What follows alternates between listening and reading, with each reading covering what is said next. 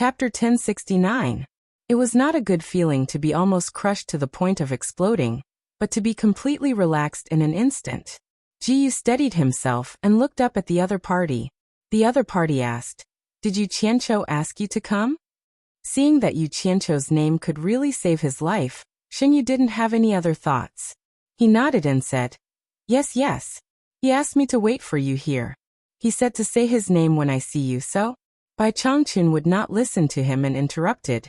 "He's here too. He's over there." Just as Jiyu raised his hand and pointed, he saw a blur in front of him.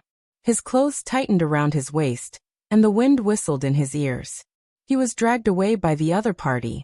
Yu Qianqiu, who had been staring in the direction of the all-heavens boundary for the past few days, suddenly turned his head to the right and saw a green light whistling over.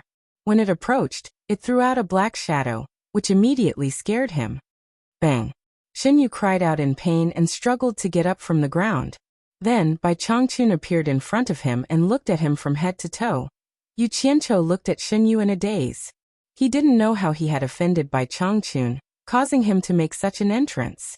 However, he didn't have time to think about it. He bowed to Bai Changchun and said, "Disciple greets master." "Master?" Jiyu, who had just gotten up, was stunned. He looked at the two in surprise. So he was his master. No wonder he said his name would be useful. Bai Changchun nodded and frowned. "Why are you here?" "I heard that master was injured by Emperor of the Underworld Bai Qi and escaped here. So, I wanted to see how master's injuries were. However, this place is very strange. So, I tried my best to find master." Yu Qianqiu briefly described what happened after he arrived in the immortal world, and how he found this place. He used voice transmission because Jiyu was present and some secrets were not convenient to be revealed. Naturally, Xinyu could tell that the two of them were avoiding him through voice transmission. He didn't dare to have any opinions, so he obediently stood by the side and didn't say a word. After listening to Yu Qianqiu's story, Bai Changchun couldn't help but look at Yu Qianqiu in amazement. He didn't expect his disciple to have such a rich and bizarre experience. Suddenly, he stared at Xinyu with a strange gaze, sending chills down Xinyu's spine. He wondered what bad things Yu Qianqiu had said about him. Just as Xinyu shrunk his neck, he saw Bai Changchun's hand grabbing at the void and pulling Xinyu into the air. Xinyu was so shocked that he screamed, "Yu Qianqiu, save me! Master!" Yu Qianqiu was about to plead for Xinyu, but Bai Changchun raised his hand and lifted Xinyu in the air. He said indifferently, "The power of the all-heavens boundary is not to be underestimated. I want to see how this little demon can enter and exit freely." As soon as he finished speaking, he waved his hand and threw Jiu into the all-heaven boundary formation hundreds of meters away with a whoosh. The moment Xinyu was thrown into the all-heavens boundary, his whole body was immediately shrouded in a layer of faint light, which was bright and dazzling in the dark night. Yu Qianqiu was speechless and dug his ears. It was not easy to reason with this old man. Xinyu tumbled in the all-heavens boundary for a while. After he stabilized his body, he quickly flew out. Once he came out, the faint light shrouding his body immediately disappeared. Want to escape? He admitted that he did not have that ability, but he did not dare to approach that old monster in green robe again. The other party was too strong. If he wanted to make a move, he would not be able to resist at all. He was completely like a toy in the other party's hands. Therefore, he stood weakly on the edge of the cliff. He did not dare to leave, nor did he have the guts to approach. It's really amazing. I didn't expect there to be someone here who is not restricted by the all-heavens boundary. Bai Changchun stared at Xinyu in the distance and exclaimed slightly. Then he turned around and asked, "Where is that song something? I want to see how his heartless palace's 3 swords in 1 sword drawing style can dominate both the immortal and netherworld realms. I will summon him back now." Yu Qianqiu's eyes lit up. He took out a jade talisman and quickly crushed it to send a message. He was looking forward to the scene of Tsongyin Xian being abused. It would take some time for Tsongyin Xian to come back. Yu Qianqiu did not waste time and said respectfully to Bai Changchun, "Master, I heard some news about the devil god from another tombkeeper. Maybe it will be of some use to you in the future." He relayed the story that Grandma Yin told him in detail. He only hoped that his master, who was determined to fight with the devil god, would be careful. That was a real heaven's favored one. If there was a chance to meet him, he must not underestimate him.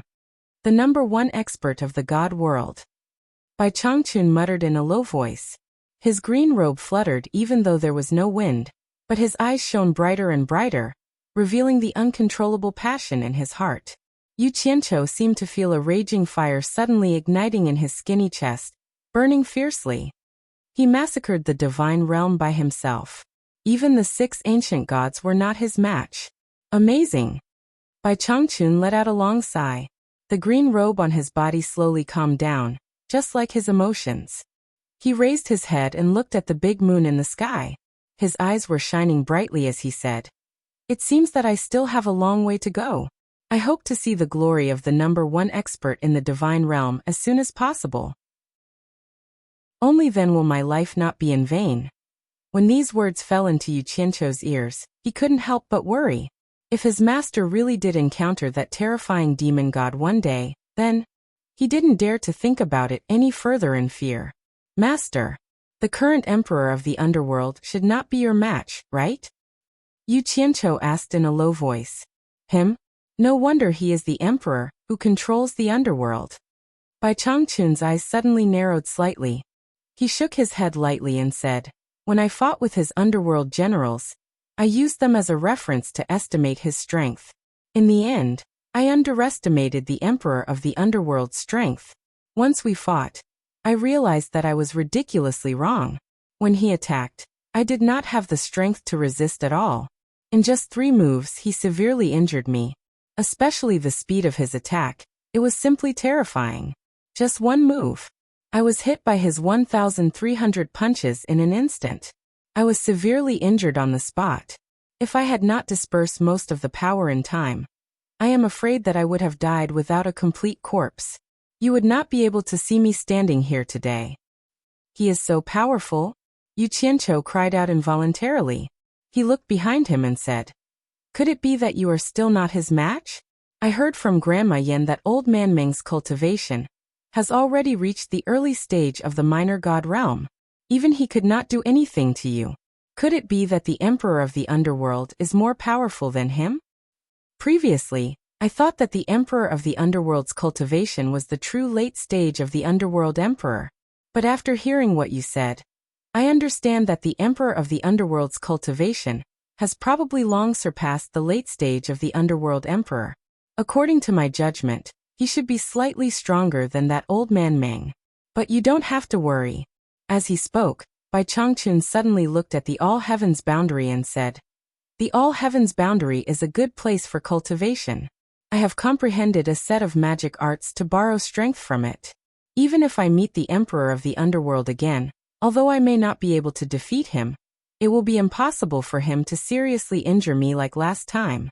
What's more, I feel that my cultivation has reached the critical point of breaking through again. It should not take more than a few days.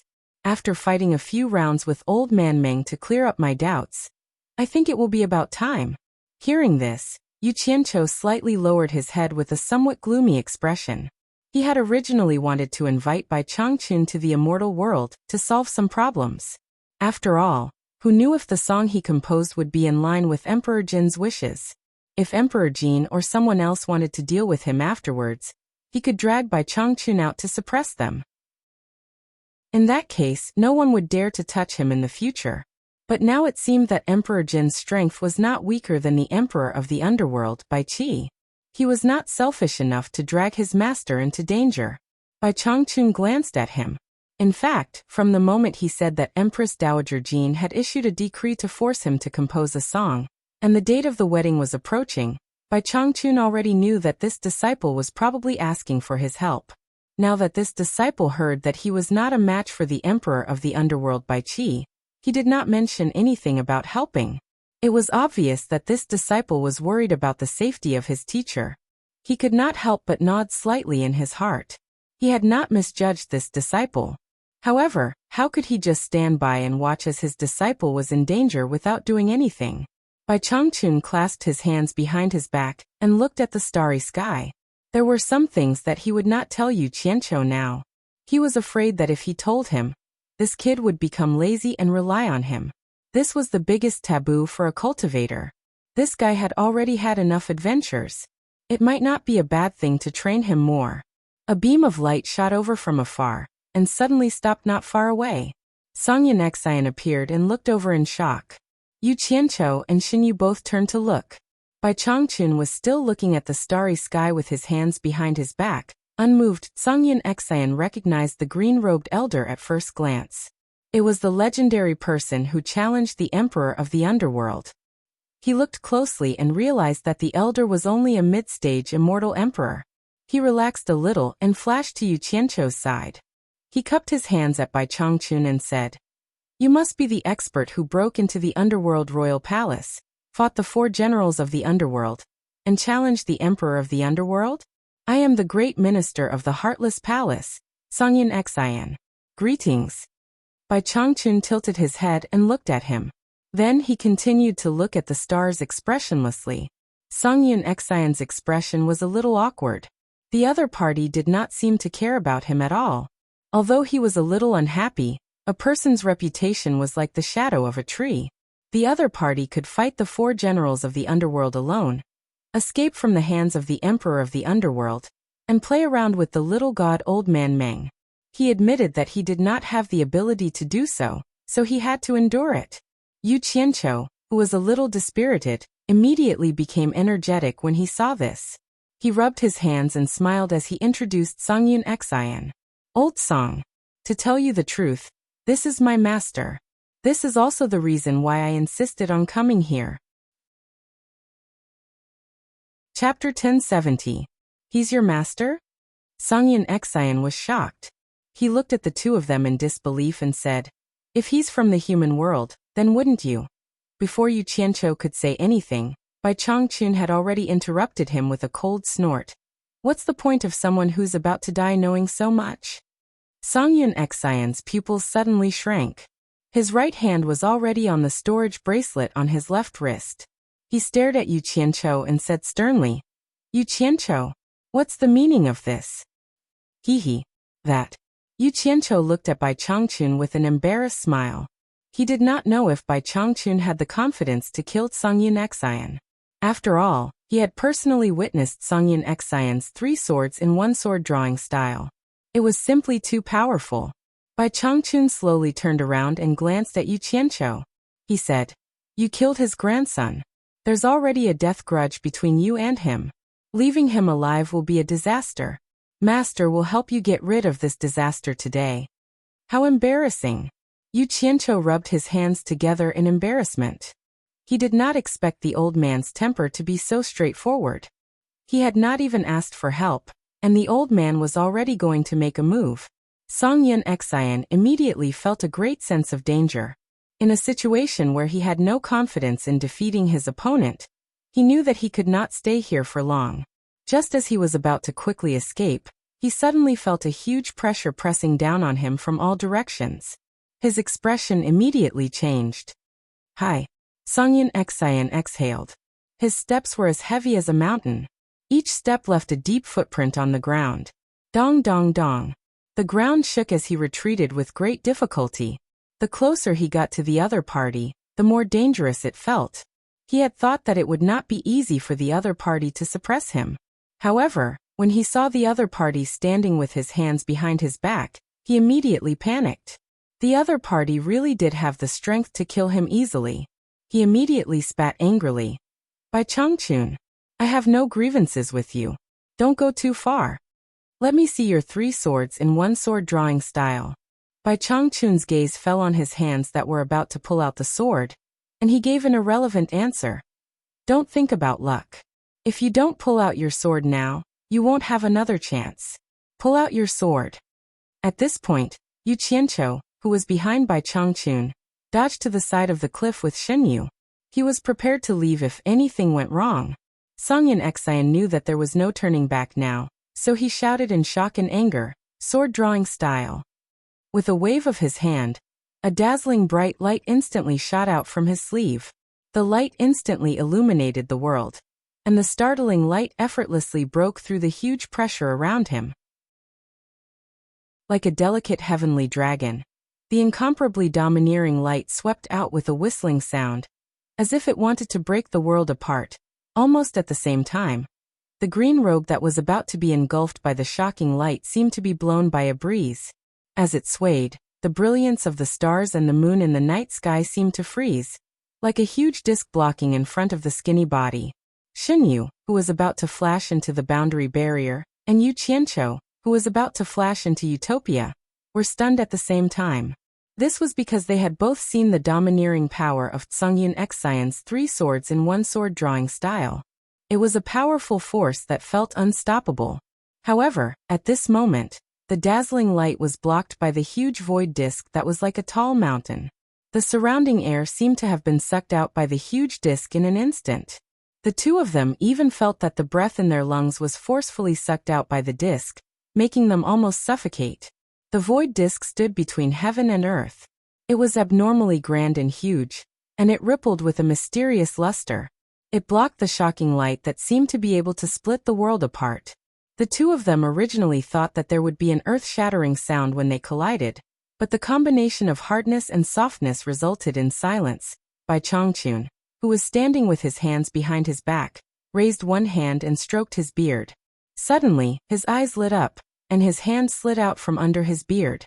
He stretched out his hand toward the huge disk in front of him. The indomitable disk was immediately pushed forward by 3 feet, and began to rotate slowly.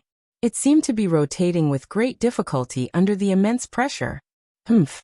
Bai Changchun suddenly let out a cold snort that sounded like a vajra subduing a demon. He raised his hand in a very natural manner, and drew 2 fingers towards the sky towards the huge disk that was rotating with difficulty. A ray of light zigzagged across the huge disk, as if it was going to split the huge disk into 2 from the center. Immediately, light and shadow intertwined on the huge disk. In the blink of an eye, half of it turned white and the other half black, turning into 2 yin and yang fish chasing each other head to tail. The entire disk immediately rotated faster, stirring up the shocking light that was pressing against the huge disk. Although this exchange of blows seemed slow, it was actually completed in the time of a single breath. Taichi. Yu Qianqiu was stunned. He stared at the yin and yang fish that were chasing each other. The huge disk was exactly the same as the Tai Chi diagram he saw in his previous life, and it was displaying the mysterious power of the Tai Chi diagram. Xinyu's mouth formed a circle, and his eyes widened. He never dreamed that Grey Cloud Xian's 3-in-1 sword drawing style would be blocked so silently. That was the 3-in-1 sword drawing style of the Heartless Palace that instantly destroyed half of Twilight City. However, what surprised him even more was yet to come. Return. Bai Changchun let out a sonorous chant. As his green robe fluttered, he pressed one of his palms towards the huge disk. The indomitable Tai Chi disk shrank rapidly, and the fierce light that followed it seemed to become a part of the Tai Chi disk, shrinking rapidly as well. In the blink of an eye, the shrunken Tai Chi disk merged with the shocking light, and became the size of a wash basin. It absorbed and rotated in Bai Changchun's outstretched palm. Although the originally dazzling light had shrunk, it had become gentle. It was like a lantern covered with gauze, illuminating Bai Changchun's green robe particularly clearly. However, everyone could sense that the condensed ball of light in his palm was filled with a terrifying power that made one's heart palpitate. Is this the famous 3-in-1 sword drawing style of the Heartless Palace? As his green robe fluttered slightly, Bai Changchun clenched one hand behind his back, and used the other to absorb the light ball. He said coldly, "That's all there is to it." How is this possible? Grey Cloud Xian's expression changed drastically in shock. He thought that the other party would use his powerful cultivation or treasures to forcefully break his sword-drawing style, but he never expected that someone would be able to silently and gently absorb the power of his sword-drawing style with just a wave of his hand. How could the great power that had already been released be absorbed by someone else again? It was so easily caught in his hand. He could actually catch the energy released by someone else with his bare hands. This was a great amount of released energy. It wasn't a physical object, so how was this possible? Grey Cloud Xian's face instantly turned pale. Only then did he know that the other party's strength far surpassed his, and he was no match for him at all. Fortunately, the great pressure that restricted his movements had already been broken by his sword-drawing style. Any thoughts of resistance that Grey Cloud Xian had instantly vanished. Go. The faster the better, the further the better. Grey Cloud Xian fled in a flash. However, before he could move, Bai Changchun seemed to have already predicted what he would do. He said calmly, I said that you're someone who's about to die. Do you still want to run? The ball of light in his palm suddenly stopped spinning. With this stop, the ball of light immediately showed signs of expanding and exploding. Bai Changchun's palm pierced through the expanding ball of light at an extremely fast speed. As it moved in and out, his 5 fingers drew dreamy trajectories. Almost instantly, countless dazzling light beams shot out from the ball of light like a violent storm. They shot out densely like a net, and the sharp sound of them tearing through the air rang out incessantly. Lost immortal finger. Yu Qianqiu mumbled with his mouth agape. This was the 3rd time he had seen his master use the lost immortal finger.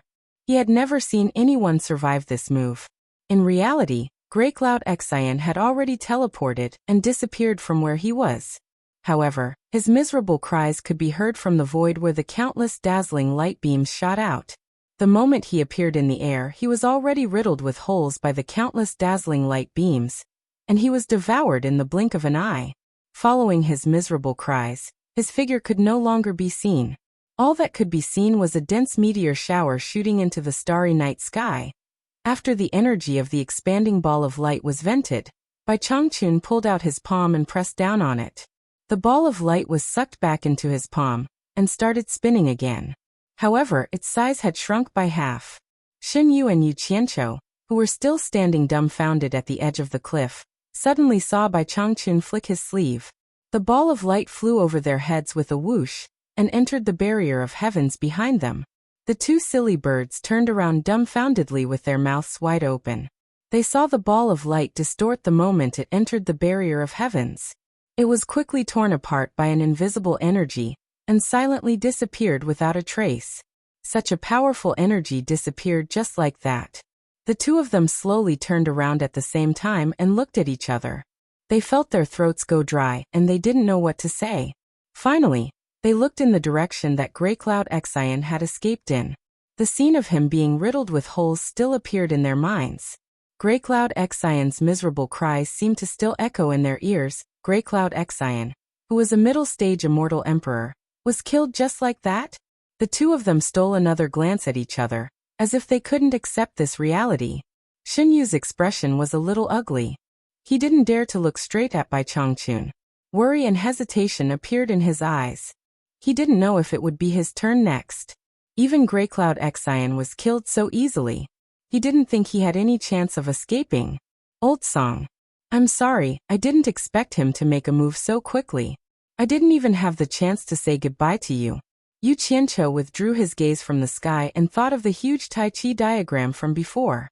He flashed to Bai Changchun's side and asked with an embarrassed smile. You really broadened my horizons just now. May I know the name of Master's move? I don't know. It doesn't have a name yet. The skinny figure shrouded in the green robe turned around. Bai Changchun put his hands behind his back again as if nothing had happened. He looked up at the darkness on the other side of the cliff and said, This is a new power manipulation method that I comprehended in the barrier of heavens.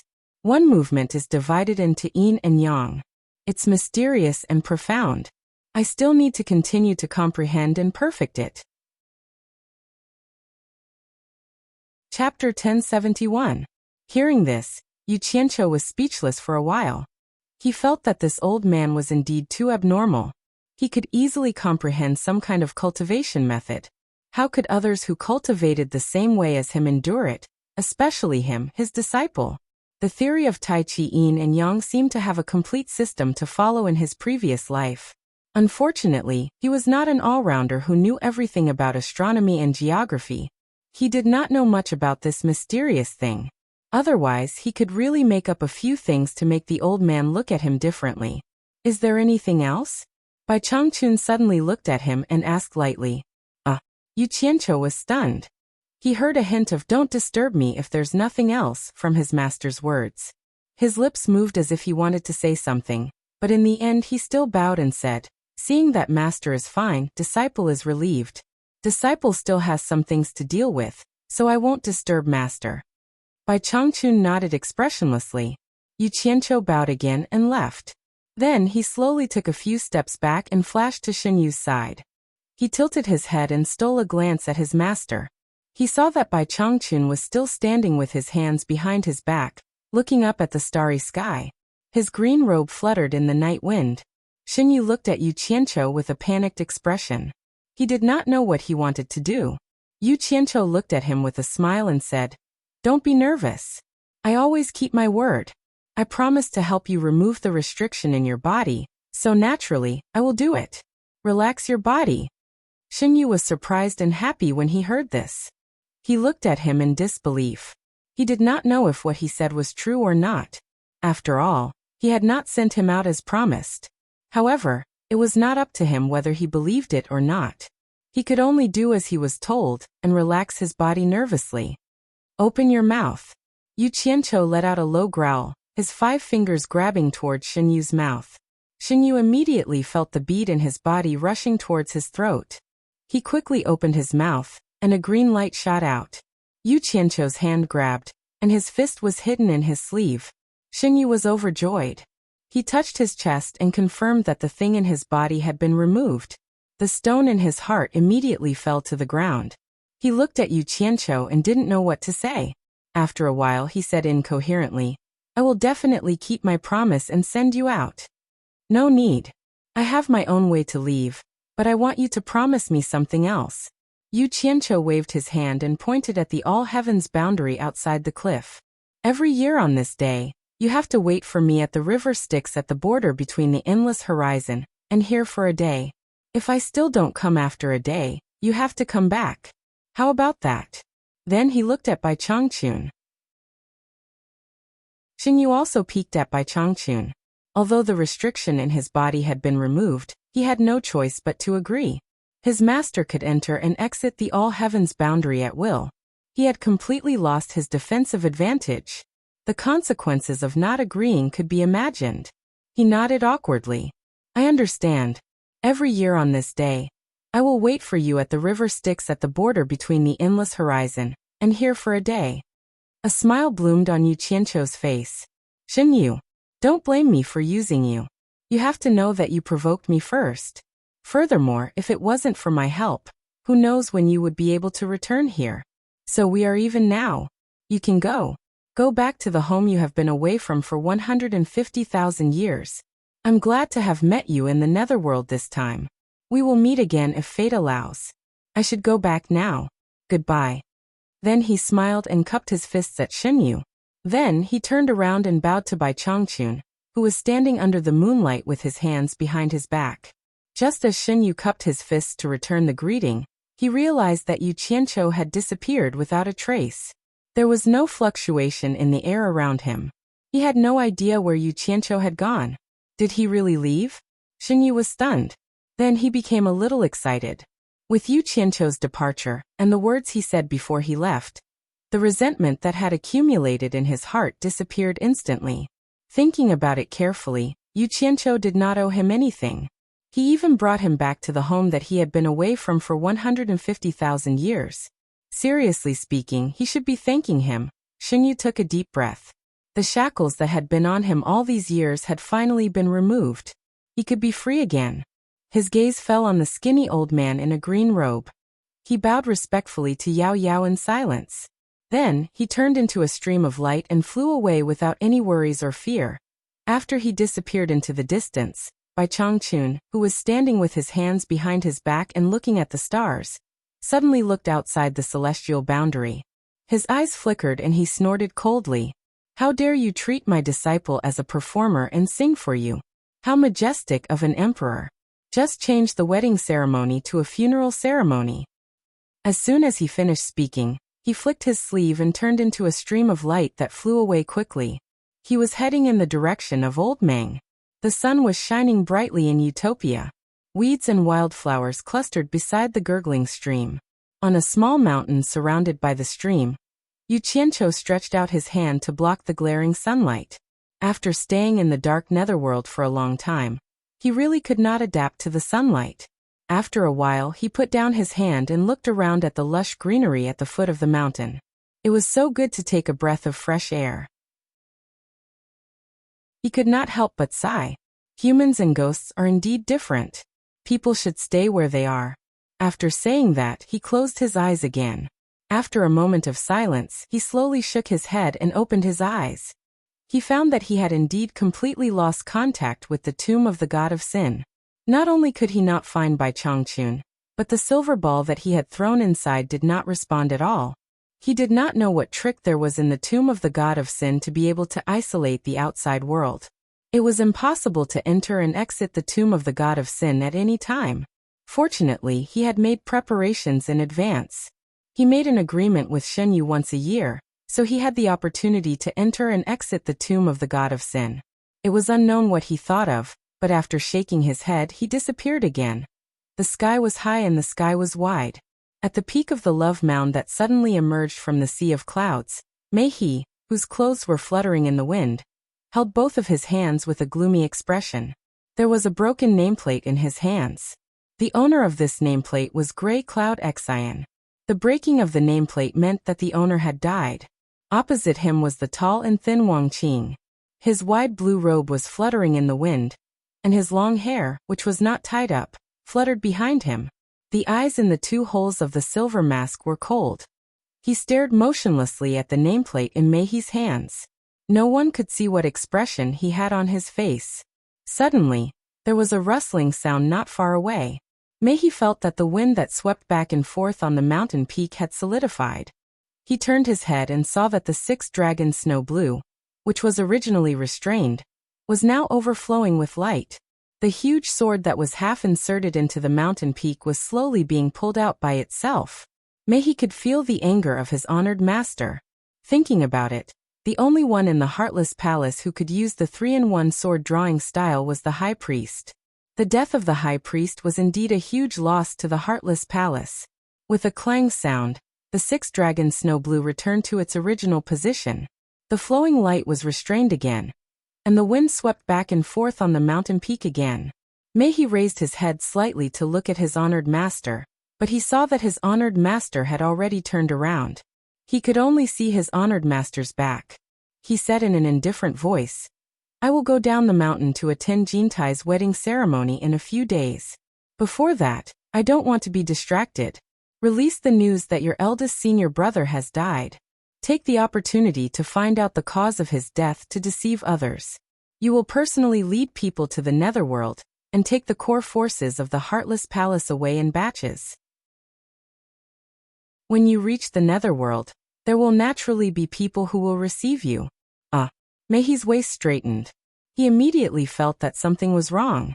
How was this investigating the cause of eldest senior brother's death? It was obviously secretly transferring the forces of the Heartless Palace to the netherworld. Could it be? Just as he was about to ask the reason, he saw Wang Qing raise his right hand slightly and stop him from asking any more questions. His indifferent voice continued to be ethereal. "If I am defeated by Jintai and can still survive, I will immediately go to the netherworld to meet you. If I am lucky enough to win against Jintai, I will naturally call you back to regroup. If I die, the disciples of the Heartless Palace will be under your command. If you have the chance to take revenge for me in the future, then do it. If not, then forget it. Don't ask any more questions. There are some things that you will naturally know when the time comes. Go do what you have to do." Mei He's expression changed unpredictably. He paused for a moment before bowing and accepting the order. "Yes." Then, he turned into a stream of light and entered the undulating sea of clouds on the mountainside. In a hidden valley outside the hallucinatory Immortal City, Yu Qianqiu's head suddenly popped out from a corner of the mountain wall. He looked left and right to make sure there was no one around before popping out. He originally wanted to teleport back to the World Chamber of Commerce, but he thought that he had stayed in the netherworld for such a long time. If no one saw him return, it would raise suspicions. Some things had to be explained, such as Zhang Yunxin's death. Unexpectedly, just as he popped out of the mountain wall and tidied up his clothes, he suddenly smelled a special fragrance. It was a familiar feeling. He then wrinkled his nose and fanned his nostrils, sniffing around with a puzzled expression. Just as he walked out of the crevice in the mountain, he suddenly heard someone shouting in the air. "Over there!" Yu Qianqiu looked up and saw 3 streams of light had already landed on the other side of the mountain slope. Although he couldn't see clearly what was happening over there, he heard a clear and melodious voice of a woman saying in a panic, "What are you trying to do?" Then he heard a lewd laughter and an unusually familiar dialogue. "Little girl, I don't think you're a disciple of any famous sect based on your clothes. You're sneakily hiding here and there by yourself. Did you do something shameful?" Someone immediately answered with a lewd laugh. "That's right. Stop obediently and let us examine you properly." "I didn't. It was you who chased me. That's why I was hiding." The woman who spoke suddenly screamed, "Don't come over. Otherwise, my grandfather won't let you off." Chapter 1072. Damn it. Why are the ruffians in the immortal world so lousy, still stuck in the ancient times? Yu Qianqiu looked back in the direction of the hallucinatory immortal city, then looked in the direction of the lewd laughter. He couldn't help but pick his nose. Should he go back to do his own things, or fight for justice and eradicate evil? What if he encountered a tough guy and was beaten up by the ruffians? His nose flapped again as he sniffed the fragrance, faintly evoking memories. He remembered the origin of this fragrance. He clenched his teeth and sighed, but he still dodged. Once he landed on the hill, he immediately saw 3 men surrounding a green-clothed little girl. He didn't guess wrong. It was the little girl called Lu Qing, who followed an old man to sell things in the hallucinatory immortal city. Yu Qianqiu sized up the 3 men, and found that he couldn't see through their cultivation. Their cultivation was clearly higher than his, and their clothes were also somewhat familiar. They seemed to be disciples of some large sect. He couldn't help but frown. As expected, those who dared to do this kind of thing in the open had a background. The moment he landed, the 3 men below also noticed the movement and looked up. When they saw that it was Yu Qianqiu, their expressions changed slightly. How could it be him? A person's reputation was like a tree's shadow. Who didn't know the world commerce's sect master, Yu Qianqiu? Moreover, these 3 people had seen Yu Qianqiu with their own eyes. Although Yu Qianqiu didn't know them, they knew that no matter how strong their background was, this person couldn't be provoked. At least for now. This person was carrying the immortal emperor's decree, and could do whatever he wanted. The green-clothed little girl looked up, and her eyes immediately lit up as if she had met her savior. She shouted, "Yu Qianqiu, save me." This girl's memory was really good. "I forgot what your name was, but you still remembered my name." Yu Qianqiu's mouth twitched. He was too embarrassed to ignore it now. He raised his brows and stared at the 3 people below with a sneer. "The 3 of you are really in a good mood. This Yu is interested to see what the 3 of you want to do. Continue. This Yu probably won't disturb you." "What do you mean I probably won't disturb you?" The trio's expressions changed again. One of them politely cupped his hands and said, "So it's sect leader Yu. We greet you." The other 2 hurriedly followed suit and bowed. The man then pointed to the green-clothed girl and said, "We saw her acting suspiciously and were just about to question her. Since Sect Master Yu is here, I believe she won't be able to cause any trouble. Let's hand her over to Sect Master Yu to handle." The other 2 nodded in agreement. They knew how to conduct themselves. They had the taste of letting you taste the soup of this little beauty first. Did he really think that all the men in the world were black? Don't you know what it means to be lecherous? Yu Qianqiu's face darkened immediately. He said in a low voice, "Bullsh**t. If you don't scram, I'll chop off your dog heads." The trio smiled flatteringly, and immediately ran away with their tails between their legs. Yu Qianqiu looked at the 3 of them running away. He didn't fly into a rage and chase after them. Let's not talk about whether he could catch up to them or not. The key was that he didn't have the mood to fly into a rage. He reckoned that once he returned, the people from Heartless Palace would ask him why Greycloud Xian died. There was also the matter of the Immortal Palace that he had to deal with. How could he be in the mood to cause more trouble? Hearing movement, he turned around cautiously. The green-clothed girl had already flashed to the hillside. Her 10 fingers were rubbing the edge of her skirt as she looked at him from a distance. Her pure eyes were flickering, and it was as if they could speak. There seemed to be anticipation and fear in her eyes. The fragrance became more and more alluring. Yu Qianqiu took a deep breath and shook his head with a smile. Little girl, go home quickly. Don't run out alone in the future. After saying that, he turned around and was about to leave. He didn't have the good moral character to send the little girl home. He had already tried his best to help her. After all, the world had become so chaotic. There were too many people who needed help. The weak were prey to the strong. He was in a precarious situation, so he had to deal with it carefully. How could he care too much? However, the little girl's crisp voice came from behind him. She said weakly, "My name is Luer." Yu Qianqiu stopped in his tracks and scratched his forehead speechlessly. He turned around and looked at her in confusion, as if asking what she meant. The green-clothed girl immediately said with anticipation, "Yu Qianqiu, we met in the hallucinatory Immortal City. My grandfather was there too. You even gave me spirit stones." "So what?" Yu Qianqiu scratched his head again. He still didn't understand what the little girl was trying to say. Then, realization dawned on his face. He took out a big handful of divine-grade spirit stones from his storage pouch and walked in front of her. He pulled out her hands that were rubbing the hem of her skirt, then pried open her slender fingers and placed the big handful of divine-grade spirit stones in her fair palms. The little girl's pretty and slightly immature face revealed a blank expression as she looked at him, then at the spirit stones in her hands. She also didn't understand what he was trying to say. After doing all this, Yu Qianqiu turned into a streak of light and shot into the sky, flying in the direction of the hallucinatory Immortal City. However, he immediately felt someone following him. When he turned around, he saw the little girl flying behind him. Why did it feel like she was following him? Could it be that they were going the same way? Yu Qianqiu's brows creased into a frown. His figure flashed and deviated from the direction he was flying in. In the end, the little girl also made a turn in the air and followed him. This time, Yu Qianqiu couldn't take it anymore. His figure stopped, turning around and floating in the air. The little girl blinked her eyes as she stopped in front of him, her hands still holding the pile of spirit stones. "Miss Luer, why are you following me?" Yu Qianqiu asked in a low voice. Luer had a blank expression on her face, as if she didn't know anything. She raised the spirit stones in her hands and said, "Your things are with me." Yu Qianqiu immediately heaved a sigh of relief. It seemed like this little girl was following him because she wanted to return the spirit stones to him. As expected, she was a naive person who didn't understand the ways of the world. It was all his fault for not making things clear. He smiled bitterly and said, "Miss Luer, these spirit stones are for you. There's no need to return them to me."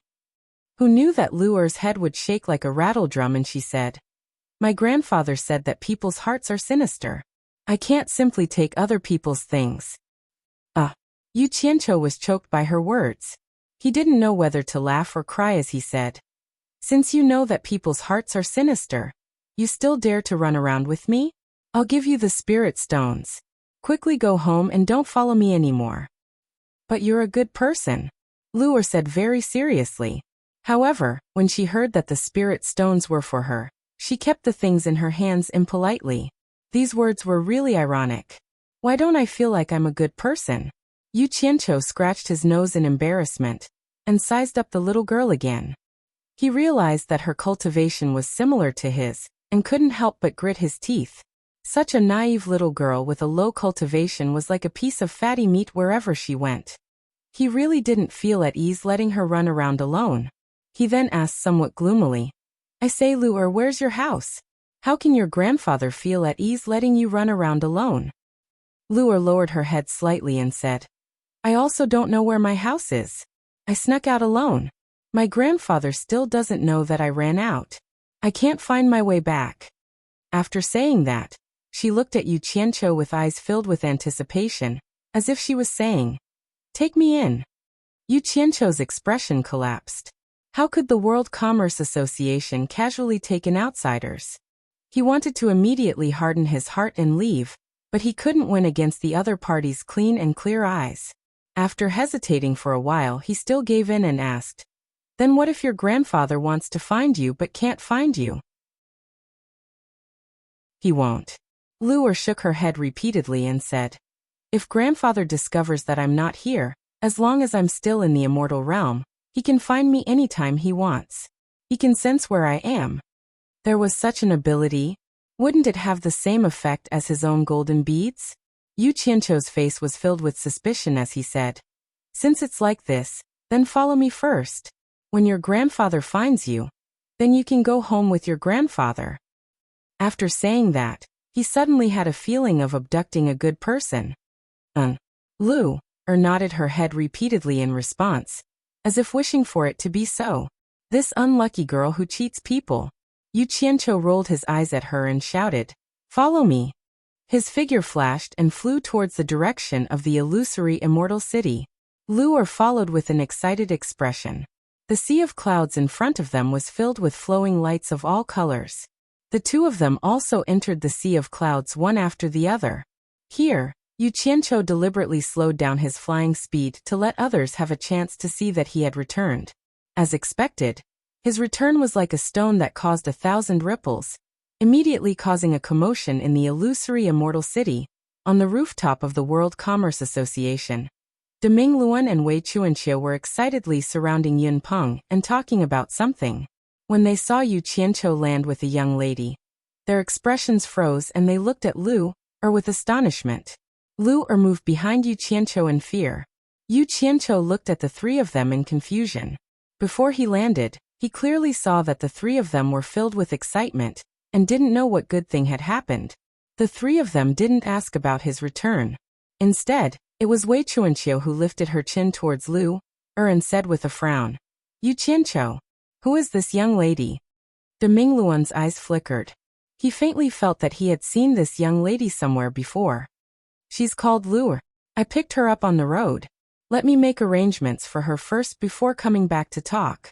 Yu Qianqiu turned around and waved at Luer, leading her down quickly.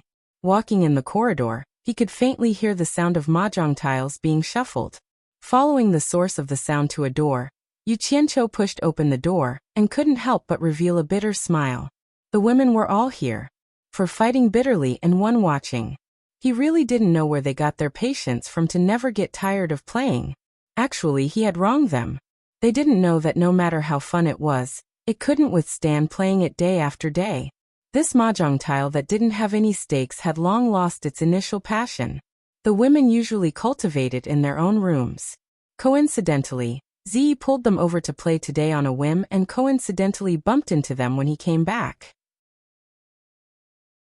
Hearing the sound of the door opening, the women turned around and were instantly pleasantly surprised.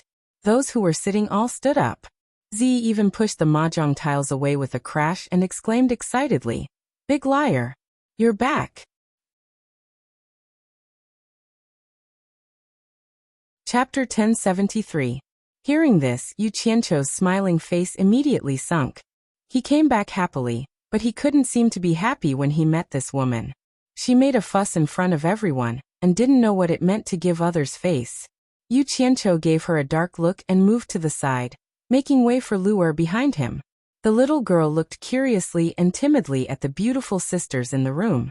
The women looked at each other with complicated expressions. "Wah! I didn't say anything wrong, right?" Ziyi jumped out and turned to face her sisters. She pointed at Yu Qianqiu at the door and shouted, "I said he was going to bring another one back for you." Turning around, she faced Yu Qianqiu with a face full of anger and said, "I didn't think you wouldn't even let off such a young girl. Are you done?" Yu Qianqiu looked at her coldly and snorted, "None of your business. You're shameless." Ziyi scolded with a flushed face. Yu Qianqiu couldn't be bothered with her and nodded at Yanyu. Yanyu walked over and squeezed out a smile saying, "You're back." Yu Qianqiu pointed at Luer and said, "She's called Luer. On the way back, I happened to see her being bullied by a few men, so I saved her. I saw that she didn't know the ways of the world, and was afraid that she would encounter some danger, so I brought her back first. When the time comes, her grandfather will come to find her. You look after her first. Don't let her run around the World Commerce Association."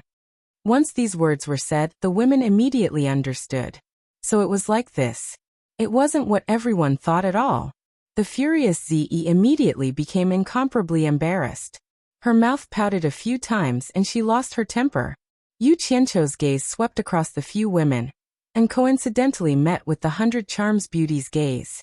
The 100 Charms Beauty calmly nodded and smiled, while Yu Qianqiu's gaze was somewhat flustered as he avoided it. He waved his hand at the few people and said, I still have some things to do. You guys help look after her. He pointed at Luer and left like he was escaping. Looking at the silhouette disappearing outside the door, the Allure Beauty's expression became slightly desolate. A trace of desolation flashed in her eyes, but she was immediately awakened by Ziyi's cheers. Ziyi was holding the little girl's hand as she clicked her tongue and asked in surprise, Are you called Lu? Liar. Did Yu Qianqiu help you deal with those men who bullied you? The few women didn't know whether to laugh or cry as they looked at Ziyi. It wouldn't be wrong to say that they were envious of her. They envied her for being heartless. No matter how big the matter was, it was in the past. Next time, she might still go against Yu Qianqiu. Yanyu had been secretly paying attention to the changes in the Allure Beauty's expression. In order to divert her thoughts, she secretly transmitted a message to her. Ziyi, this girl. The reason why she went against Yu Qianqiu at every turn was to use this method to attract Yu Qianqiu and make Yu Qianqiu pay more attention to her. However, she didn't know that Yu Qianqiu had always been amenable to coaxing but not coercion. If this continued, it would only make Yu Qianqiu hate her more and more. AI. You must know that although Yu Qianqiu doesn't look like a good person and doesn't do anything good, he has a chivalrous and tender side in his bones. He doesn't like unruly and willful women. Ziyi's actions have produced the opposite effect. It looks like we have to find a chance to give her some advice. The Allure Beauty nodded slightly in agreement. She couldn't help but smile bitterly at Ziyi. Just when Yu Qianqiu returned to the rooftop, he suddenly noticed a stranger on the rooftop. It was an old man with a rigid face. From his blue robe, he could tell that he was from the Heartless Palace. Yu Qianqiu sneered in his heart. What should come has come. Seeing Yu Qianqiu walking over, Wei Chuanqiu and the other two revealed a strange expression. The blue-robed man cupped his hands at him expressionlessly and said, I am Fang Yi, a consecrator of the Heartless Palace. You must be the World Chamber of Commerce's sect master, Yu Qianqiu? So it's Consecrator Fang. I've heard a lot about you. Yu Qianqiu hurriedly returned the greeting with a smile. May I know why Consecrator Fang has come? Sect Master Yu is in charge of a sect and has many busy matters to deal with. I won't beat around the bush and get straight to the point. Fang Yi stared at Yu Qianqiu with a sharp gaze and asked, Sect Master Yu, our sect's great consecrator, Song Yun Xian, was ordered to protect you. He has always been by your side. Now that you've returned safely, may I know where consecrated Song is? Yu Qianqiu was stunned and asked with a face full of doubt. Didn't consecrated Song return first? We separated a month ago. Didn't he return to the Heartless Palace? Wei Chuanqiu and the other two exchanged glances. Fang Yi raised his eyebrows and snorted coldly. Sect Master Yu, did you remember wrongly? Consecrated Song was ordered to protect your safety. Before receiving the decree of our sect master, he would never separate from you. Sect Master Yu, why don't you think about it carefully? Maybe you can remember where Consecrated Song is? It would have been fine if you didn't mention it. I'm angry now that you mention it. Yu Qianqiu glared at him and said, We originally wanted to go to the underworld's boundless horizon to have a look. Who knew that we would find a place called Underworld Spirit Manor, in the Underworld River? Consecrated Song said that he would go in and explore it and would be back soon. He asked me to hide in a safe place outside and wait for him. In the end, I waited for a few days and didn't see him coming back to find me. I didn't know how long I had to wait for him. Remembering that the wedding of the Celestial Emperor was approaching, I took the Underworld Emperor's token and asked someone to send me back first. From what you said, could it be that he hasn't returned yet? Underworld Spirit Manor. The few of them frowned and muttered. From the looks of confusion on their faces, it seemed that they had never heard of such a place. Yu Qianqiu sneered in his heart. If the Heartless Palace has the guts, go to the Underworld Spirit Manor to investigate.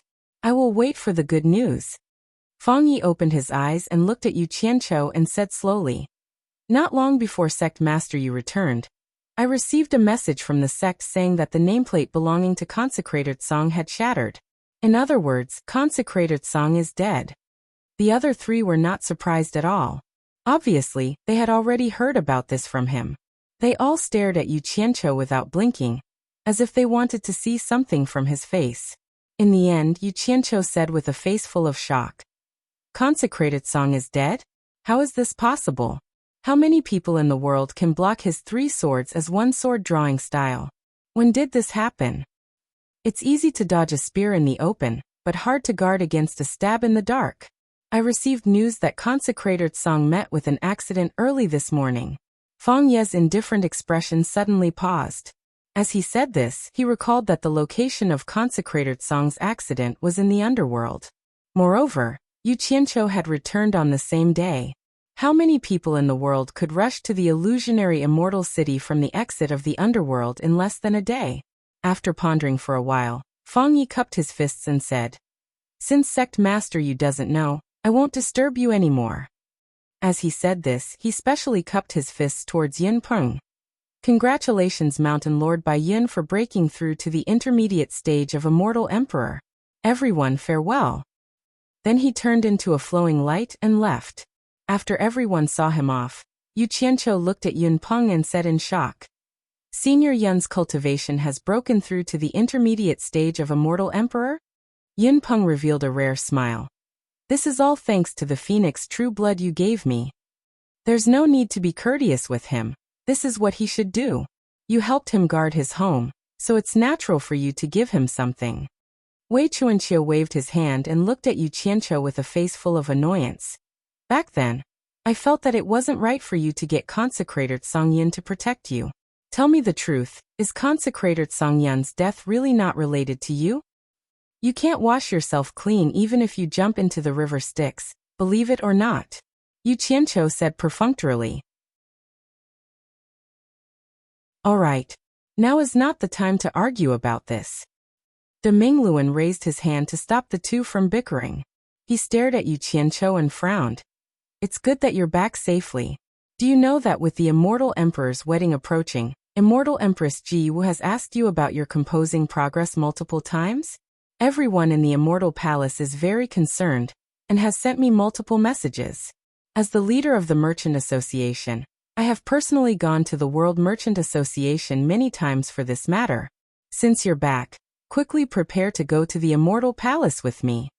Damn it. What is this woman Ji Wu trying to do? Is she trying to trick me? Yu Qianqiu cursed in his heart. He was still a little worried that Ji Wu would reveal his background. Although he knew that if she wanted to reveal it, she would have done so long ago. Wei Chuanqiu glanced at him and asked De Mingluan worriedly, "Will something happen to him if we really let him go to the Immortal Palace?" Yu Qianqiu nodded in agreement. "Isn't there still a few days? Isn't it too early to go now?" De Mingluan sneered. "What kind of occasion do you think the Immortal Emperor's wedding is? All the sect masters in the immortal world will be there to congratulate him. If you come up with something that can't be shown in public, will they let you perform in public? There's naturally a reason for you to go earlier." As he spoke, he looked at Yun Peng and Wei Chuanqiu's faces and finally at Yu Qianqiu's face. He said slowly, "So you better think carefully. If you really don't have the confidence, you might as well say it now." Wei Chuanqiu's eyebrows twitched as she vaguely sensed something. She asked suspiciously, "What do you mean?" De Mingluan stared at Yu Qianqiu and said in a deep voice, "You said you have the token of the Emperor of the Underworld. Is this true?" Yu Qianqiu looked at the three and thought that there was no need to hide it. He nodded. "It is true. What does this have to do with the token of the Emperor of the Underworld?" De Mingluan's eyes lit up. "Of course it has something to do with it. As far as I know, the token of the Emperor of the Underworld will not easily appear in the hands of unrelated people. It must be given to someone who is deeply trusted by the Emperor of the Underworld. If you really don't have the confidence for this wedding, we still have a chance to save our lives." That is, we will all hide in the underworld while we still have some time. With the protection of the Emperor of the Underworld, Jintai will not be able to do anything to us in the underworld. The Emperor of the Underworld will not let Jintai do anything to us even if it is for his own sake. Us. Yu Qianqiu was surprised. You also want to escape with us? Of course. De Mingluan was angry, pointing and scolding. What does your song have to do with me? You just have to make one request after another to the Celestial Palace. Do you think the Celestial Palace is a place where you can bargain? Isn't it because of the two of them that I fought for you? If you run away, Qintai's face will be lost. How can I have a good ending as a guarantor? What else can I do but run away with you? It is my bad luck to know you. I have to live in fear every day.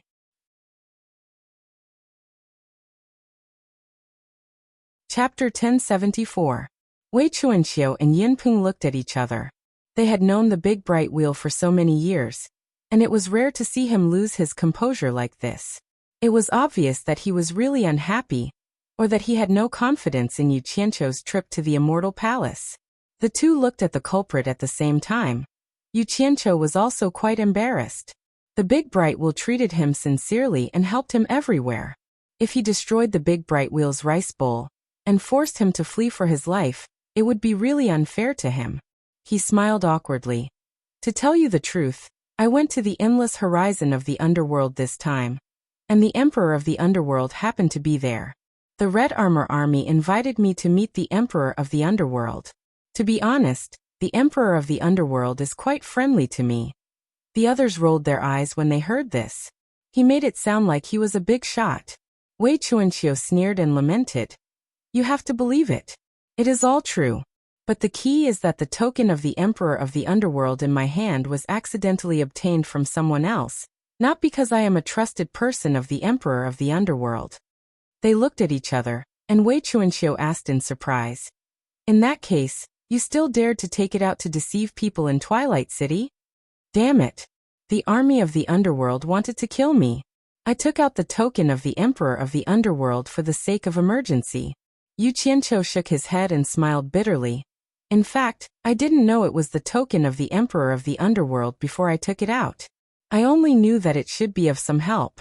Nobody would dare to take it out to cause trouble if they knew it was the token of the Emperor of the Underworld.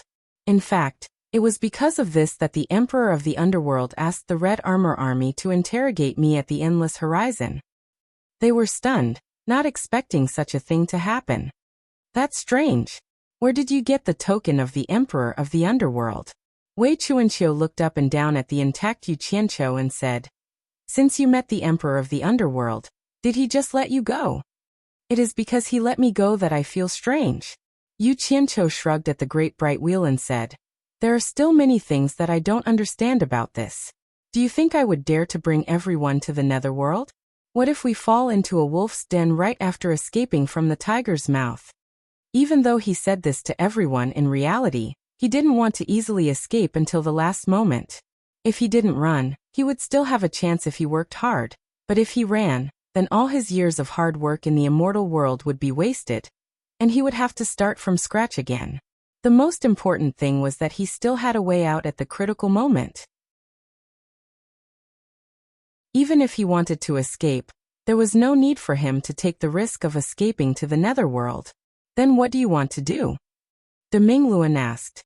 Yu Qianqiu looked into the distance and said with determination, Isn't it just going to the Celestial Palace? There was nothing to be afraid of. If it really doesn't work, we can just run together.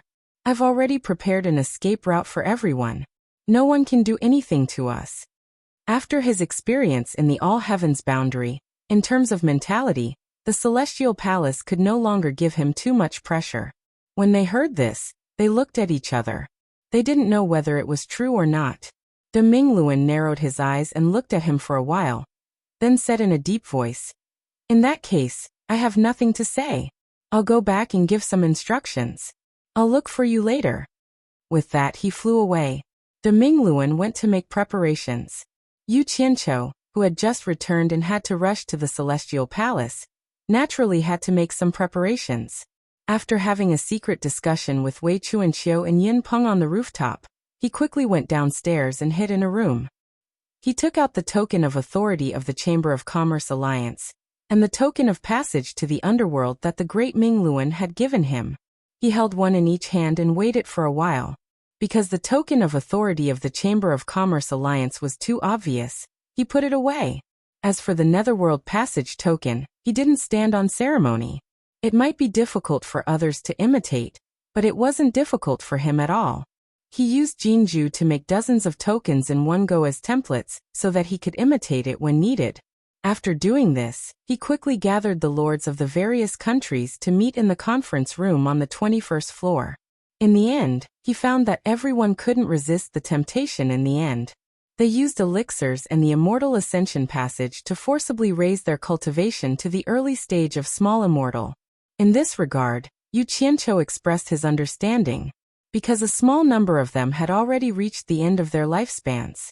Since they couldn't be sure that they would succeed naturally, they could only take a shortcut. When the others saw the cultivation of the people around them skyrocketing, they couldn't remain indifferent. They gritted their teeth and followed suit. After everyone communicated, Yu Qianqiu carefully observed everyone's mental state. He was afraid that everyone would lose control of their emotions if they were cooped up here for too long. Some people would want to leave or go back. However, he didn't find anything out of the ordinary. After thinking about it carefully, he felt relieved. Think about it, a mere few years was really nothing to cultivators. Moreover, the illusory immortal city had cultivation resources that everyone couldn't compare to in the mortal world. As long as it was something that everyone needed for cultivation, the World Chamber of Commerce had never been stingy with everyone. What Yu Qianqiu didn't know, and most importantly, was that the longer everyone stayed in the illusory immortal city, the more they understood how dangerous the outside world was, and the more they understood how tiny they were. Even though they were overlords of an area in the mortal world, in the immortal dimension that was filled with sects like trees in a forest, any ordinary expert from any sect would be able to easily deal with them. With their cultivations, it was impossible for them to stand out in the immortal dimension. Therefore, whether it was in terms of cultivation resources or safety, having the World Chamber of Commerce protect them in the illusory immortal city was really the best. Whether it was the barrenness of the mortal world or the dangers of the outside world, they temporarily didn't consider it. Currently, they had Yu Qianqiu who could provide them with resources. If they didn't make good use of it, they wouldn't be the rulers of the various countries they used to be. When he returned to the rooftop, the great bright will was already waiting for him. Yu Qianqiu smiled as he took out the token of the Chamber of Commerce Alliance and the token of passage to the underworld. When the great bright will received it, it was silent for a moment before it said, "It seems that these things didn't help you much in the underworld. Because the token of the underworld emperor is more useful than them." Yu Qianqiu smiled. Yin Peng and Wei Chuanqiu, who were at the side, seemed to be sending him off. Wei Chuanqiu looked around and didn't see any movement from the women. She asked thoughtfully, "You're not sure if you'll be lucky or not. Aren't you going to say goodbye to them before you leave?" "I've been wandering outside all year round and haven't had time to accompany them. I've already let them down. I'd rather have them complain about me and think that I'm a womanizer than have them worry about me. I can only hope that I can create a future for them with no regrets." Yu Qianqiu shook his head with a wry smile before summoning a flying shuttle and taking the lead to fly into it. The great bright will followed closely behind. A stream of light flew far away from the rooftop of the World Chamber of Commerce. It blended into the streams of light that rose and fell in the illusory immortal city and disappeared. The disciples of the various sects who had been secretly watching the World Chamber of Commerce also quietly disappeared. On a day when the sky was filled with rosy clouds, Yu Qianqiu flew towards the main peak of the blissful immortal realm for the first time. There was a majestic palace shining brightly amidst the misty clouds. The two landed in a world made of gold. Relying on a token that shone with golden light, the great bright will brought him into the righteous heaven gate, which was guarded by two golden-robed guards. Yu Qianqiu followed behind the great bright wheel and stared dumbfoundedly at the incomparably wide and majestic golden plaza in front of him. The ground was paved with large golden tiles. There were golden pillars, golden towers, golden arched bridges, golden railings, and other things at regular intervals. In addition to the majestic palace that shone with golden light in the distance, this was clearly a golden kingdom, a golden world. Walking in this golden world, the ground was like a glossy yellow mirror that could clearly reflect the people walking on it. Each golden pillar that brushed past was several times thicker than a person, and each golden tile on the ground was several times wider than a bed. Looking around in such a grand atmosphere, it made one feel so insignificant, like an ant climbing on a mountain of gold. This was Jin Tai's immortal palace. Yu Qianqiu was inwardly speechless. If he didn't know that Jin Tai was a gold spirit, just the aura of the immortal palace in front of him would have frightened him. The two walked for more than an hour before arriving at the bottom of a golden flight of steps that increased in height by 100 meters.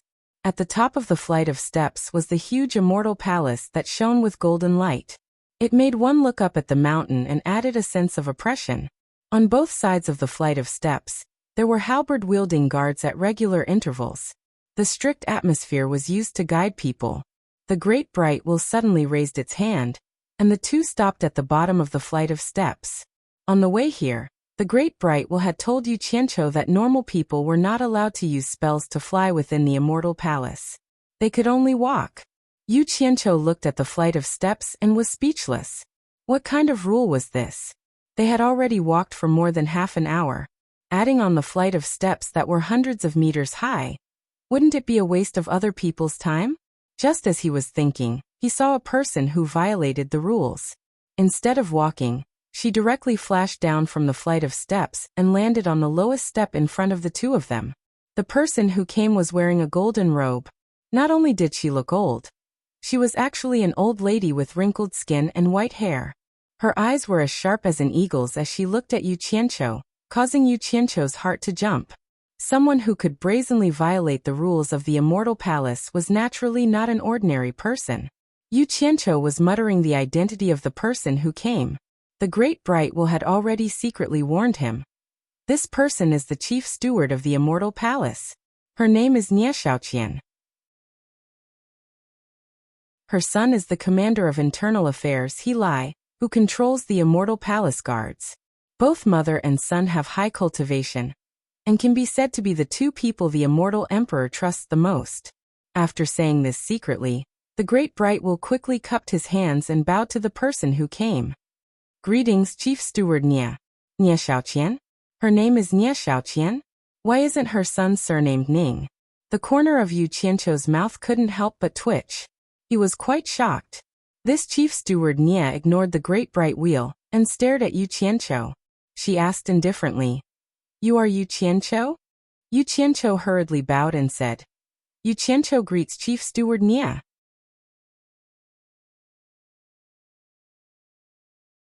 Chapter 1075. Nie Xiaoqian looked at him for a while and asked, "Are you ready?" This baffling question made Yu Qianqiu stare blankly. After being secretly pointed out by the Great Bright Wheel, he finally understood that Yi Zichen was asking if he had prepared the song for his gift. Immediately he modestly replied, "I have prepared it, but I am afraid that I cannot present it." Nie Xiaoqian didn't ask any more questions. She crushed a jade talisman, and after a while, a beam of light flew over from afar. A middle-aged woman wearing a green veil landed on the ground and walked up to the two. She cupped her hands and said, "Greetings, manager." Yu Qianqiu glanced at her and couldn't help but be curious. After entering the paradise of bliss, everyone he saw was wearing a golden robe. He didn't expect to see a woman dressed in a different style in the immortal palace. He secretly transmitted his voice to the Great Bright Wheel. "Who is this woman?" The Great Bright Wheel, who was standing to the side, replied, "Her name is Qingyang. She is the one who choreographed the dance for the immortal emperor. Because she often dances, she is probably the only person in the immortal palace who doesn't need to wear a golden robe like us." Qingyang. This person is Yu Qianqiu. This is related to the immortal emperor's wedding, so you better help him. Otherwise, he will become the laughing stock of the world. General Manager Nie Xiaoqian pouted at Yu Qianqiu. "Right here?" Qingyang coldly looked around. Her words and actions were not as respectful as the great bright wheel to Nie Xiaoqian. Nie Xiaoqian frowned and said, "The song for the immortal emperor's wedding can only be released to the public on the day of the wedding. Not to mention, his unorthodox song still needs your arrangement. Let's go to your Green Pear Palace to have a look. If he really can't be shown in public, I'll explain to Immortal Empress Wu Ji." Qingyang didn't say anything. She turned around and flew away like a streak of light. Chief Steward Nie swept a glance at the remaining two and said, "Let's go to Green Pear Palace together." She also transformed into a stream of light and flashed away. The great bright wheel immediately flew after her. At the bottom of the stairs, Yu Qianqiu was at a loss. He then jogged in the direction that they flew in. After running for a short distance, a ray of light shot back. De Ming had returned and was floating in the air. He stared down at the ground and asked angrily, "Yu Qianqiu, why are you running here? Damn it. Didn't you say that ordinary people aren't allowed to fly here?" The expression on Yu Qianqiu's face was even more furious than his. Seeing that others could fly while he could only run, it would be strange if he could be happy. De Mingluan didn't know whether to laugh or cry. If the head chief says it's okay, then it's okay. What did she say that it was okay? If you don't make things clear, would I dare to take the risk? Yu Qianqiu gritted his teeth. He was too lazy to argue with De Mingluan. He waved his hand and interrupted. "Stop talking nonsense. This isn't a place for you to behave atrociously. Quickly follow me. Don't let the head chief wait for too long." Hearing this, Yu Qianqiu relaxed. Thus, the two of them quickly flew away from this place. After flying out of the Golden World, the two of them headed straight for a mountain peak not far away. On the peak of the mountain there was a huge ancient palace made of pure wood. On the small square outside the palace, Qingyang, who looked indistinct and serious, glanced at Yu Qianqiu and said, "Come with me." Yu Qianqiu cautiously glanced at the great bright wheel. When he saw the great bright wheel nod, he quickly followed behind Qingyang. De Mingluan followed behind head chief steward Nie, who knew that Qingyang, who was at the front, would suddenly turn around and say, "The two of you don't follow us. Especially you, head chief steward. The atmosphere of my Green Pear Palace doesn't match your arrogant manner." After she finished speaking, she turned around and continued to walk into the palace. Following behind her, Yu Qianqiu secretly clicked his tongue. He didn't know what kind of background this woman had. She actually dared to speak to the Golden Emperor's trusted aide, the head chief steward Nie, in such a tone. Stopping, head chief steward Nie had a helpless expression. He turned around to look at De Mingluan and smiled wryly. "My daughter really doesn't give me any face." Yu Qianqiu, who had just stepped into the palace, pricked up his ears. De Mingluan watched as Yu Qianqiu disappeared into the palace. After a moment of silence, she bluntly said, "Head chief steward, forgive me for speaking bluntly. Our loyalty to the immortal emperor cannot be forced onto the next generation." Once these treasonous words came out, head chief steward Nie's body shook. Her sharp gaze pierced straight into De Mingluan's calm eyes. A murderous aura lingered around her body. After a long time, she slowly retracted it back into her body. She slightly sighed and said, "Perhaps what you said is right. However, this is the only time. I don't want to hear you say such words in my ears again." Then her tone changed and she coldly said, "I can see that you are very considerate of this Yu Qianqiu. Head chief steward is wise. I have always been loyal to the immortal emperor. The sun and moon can bear witness." De Mingluan slightly bowed towards her. Then she helplessly said, "I won't hide it from head chief steward. I actually don't have much of a relationship with this Yu Qianqiu. The reason why I take care of him is because we were friends in the past. As long as it doesn't harm the Immortal Palace's interests, please help me a little." Head chief steward Nie's gaze that was full of deep meaning moved away from him. She didn't pursue the matter any further. Instead, she looked at the palace gate of the Green Pear Palace with a sense of loss. Everyone had their own story. Even though she was a high-ranking official, she was no exception. The people outside could not hear any sound from inside the Green Pear Palace. It was clear that there was a soundproof formation inside. About an hour later, Qingyang's figure flashed out from the palace gate. De Mingluan didn't see Yu Qianqiu. Her eyes couldn't help but slightly narrow as she stared at Qingyang. How is it? Is this Yu Qianqiu's item presentable? Head Chief Steward Nia helplessly asked. Qingyang's expression was cold. She didn't directly comment on whether Yu Qianqiu's item was good or bad. She only replied without a smile. Help him make some arrangements. When the time comes, it should be able to satisfy the Immortal Emperor and Immortal Empress. Hearing these words, De Mingluan's anxious heart finally relaxed. He knew that since this woman said these words, Yu Qianqiu should be able to pass this hurdle. Head Chief Steward Nia also slightly nodded his head. Then I'll leave this Yu Qianqiu to you. You must bring out something satisfactory on the day of the wedding. I have a request, Qingyang coldly said. I need enough people to accompany the dancers. I also need to create enough instrumental music. The wrinkled Chief Steward Nia didn't hesitate to say. This is not a problem. I will contact the people in charge of manpower and skilled craftsmen. They will do their best to cooperate with you. After receiving the reply, Qingyang didn't say any polite words of thanks. Instead, she turned around with a cold expression and was about to leave. At this time, a golden-robed guard quickly rushed over and bowed to Chief Steward Nia. Reporting to Chief Steward, the Immortal Empress heard that Yu Qianqiu is here and wants to see Yu Qianqiu. Everyone present was startled when they heard this, especially Qingyang. She stopped in her tracks and turned back around, frowning as she looked at Chief Steward Nia. The latter seemed to know that she didn't like people to disturb her work. However, no matter what, Ji Wu was now carrying the title of the Immortal Empress. As long as it wasn't an unreasonable request, it wouldn't be easy to refuse. With a straight face he said, Since the Immortal Empress wants to see him, Qingyang, quickly tell Yu Qianqiu to come out and see the Immortal Empress at the Crystal Palace. Qingyang coldly replied, Yes. Her figure flickered as she returned to the palace. Not long after, Yu Qianqiu ran out with a puzzled look on his face. He looked at the great bright wheel with a questioning gaze. It seemed that Qingyang hadn't told him anything. Seeing the confusion on his face, Chief Steward Nia pointed at the guard who came to report and said indifferently, Yu Qianqiu, Immortal Empress Ji Wu wants to see you. Go with her to see her.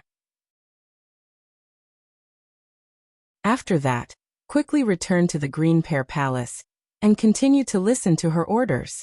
Do you understand? Yu Qianqiu was startled. Why did that woman Ji Wu want to see him now? Confused, he cupped his fists and replied yes. Then he flew away with the guard. The great bright wheel's eyes also flickered. He didn't know whether it was a good or bad thing for Ji Wu to summon Yu Qianqiu. He frowned and cupped his fists. Chief Steward, if there is nothing else, I will return to the Chamber of Commerce Alliance. Chief Steward Nia nodded and left first. The great bright wheel looked in the direction of the Crystal Palace in the distance, then frowned and turned into a stream of light and flew away. Outside a gate with a tall jade wall, Yu Qianqiu immediately saw the colorful jade palace inside. The guard stopped outside the gate and stretched his hand inside. Don't let the Immortal Empress wait for too long. Quickly go and see her. Thank you. Yu Qianqiu cupped his fists and walked in without any clues on his face. In fact, his mind was spinning quickly. He didn't know if Lu Yanqing and Immortal Crocodile Monarch were here. As soon as he stepped into the palace, he was immediately attracted by a thatched hut not far away. He didn't understand why there was such a strange thatched hut in this place that looked like a crystal palace. The courtyard was empty and desolate, and not a single person could be seen.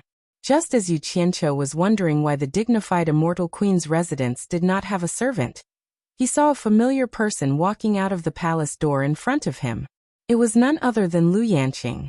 Lu Yanqing looked at him with a complicated expression, and was stunned for a moment. Then she bowed and led the way into the hall. The Immortal Empress is waiting for you inside. Although there was a smile on Yu Qianqiu's face, there was an unconcealable coldness in his eyes. It was hard for him to have a good impression of this woman who made decisions on her own, and made him uncomfortable. When he walked along the jade steps to the door of the hall, he smiled with a slightly sarcastic smile and cupped his fists. Thank you. When Lu Yanqing saw the unforgettable coldness in his eyes, her face couldn't help but turn pale. Her delicate body swayed for a moment, and she turned back and stepped into the hall with her head slightly lowered. After Yu Qianqiu followed her in, he found that the hall was empty. He didn't understand what it meant. He saw Lu Yanqing, who was leading the way, turn into the back hall. He paused for a moment, but finally followed her. Who knew that as soon as he stepped into the rear hall, a large hand would grab the collar behind his neck like a sneak attack. Yu Qianqiu was shocked and quickly dodged while turning his head to look, only to see a black-clothed silver-haired big man laughing loudly at him. Stinking brat. We finally meet again. Old monster. Yu Qianqiu was pleasantly surprised. Who else could this person be but the immortal crocodile monarch that he had been talking about? Before he landed, he flashed back into the air. The two fellows who had not seen each other for a long time couldn't help but hug each other.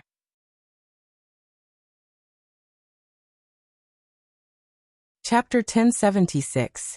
After pushing each other away, the two of them threw punches at each other, or patted each other's backs. They couldn't help but sigh when they reunited after such a long time.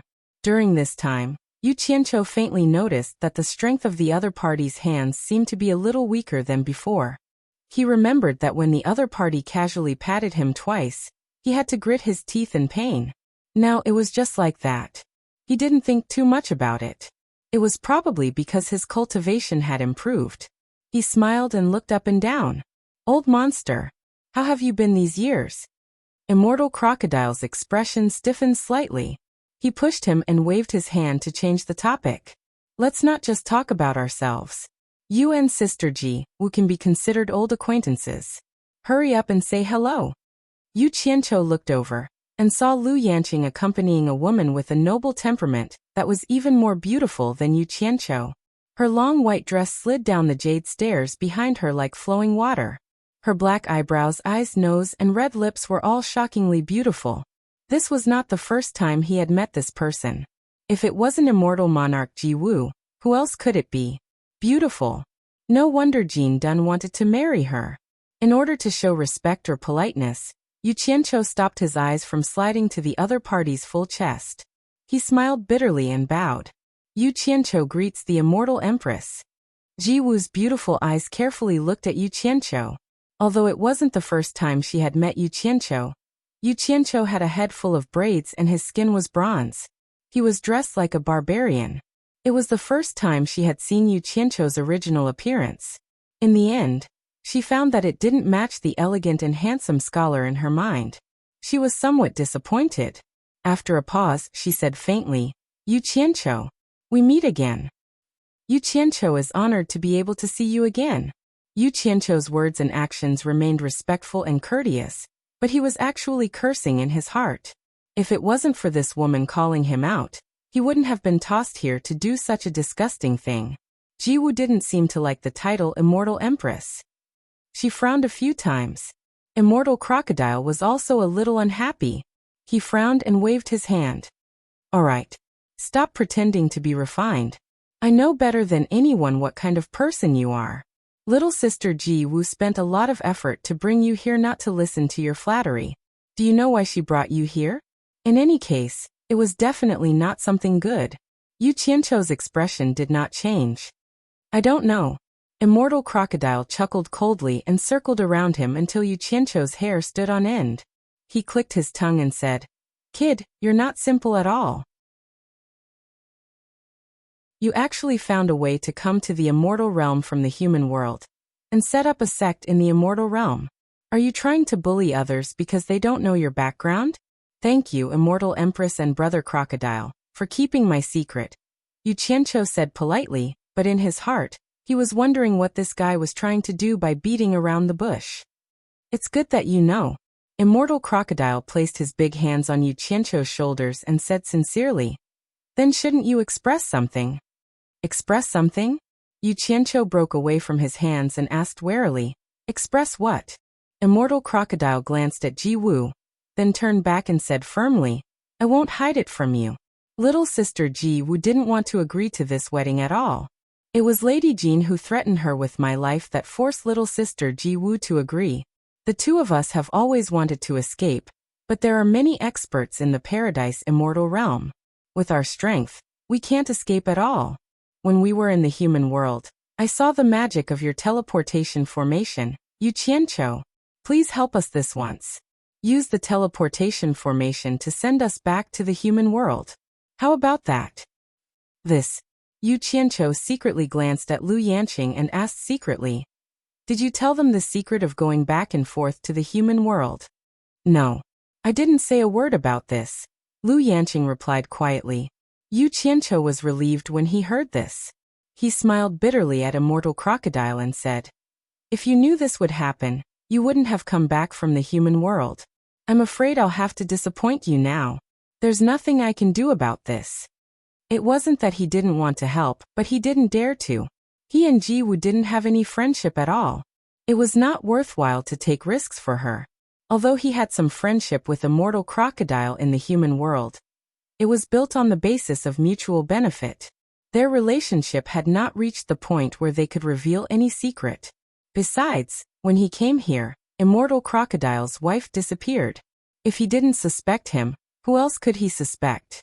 If his wife was stolen, no man would agree to it. He was afraid that Jin Tai would dig 3 feet into the ground to find him. Even if he hid in the human world, he might not be safe. In short, saving these 2 people wouldn't do him any good. Instead, it would cause a lot of trouble. He couldn't waste so many years of effort to save them. It was not worth it.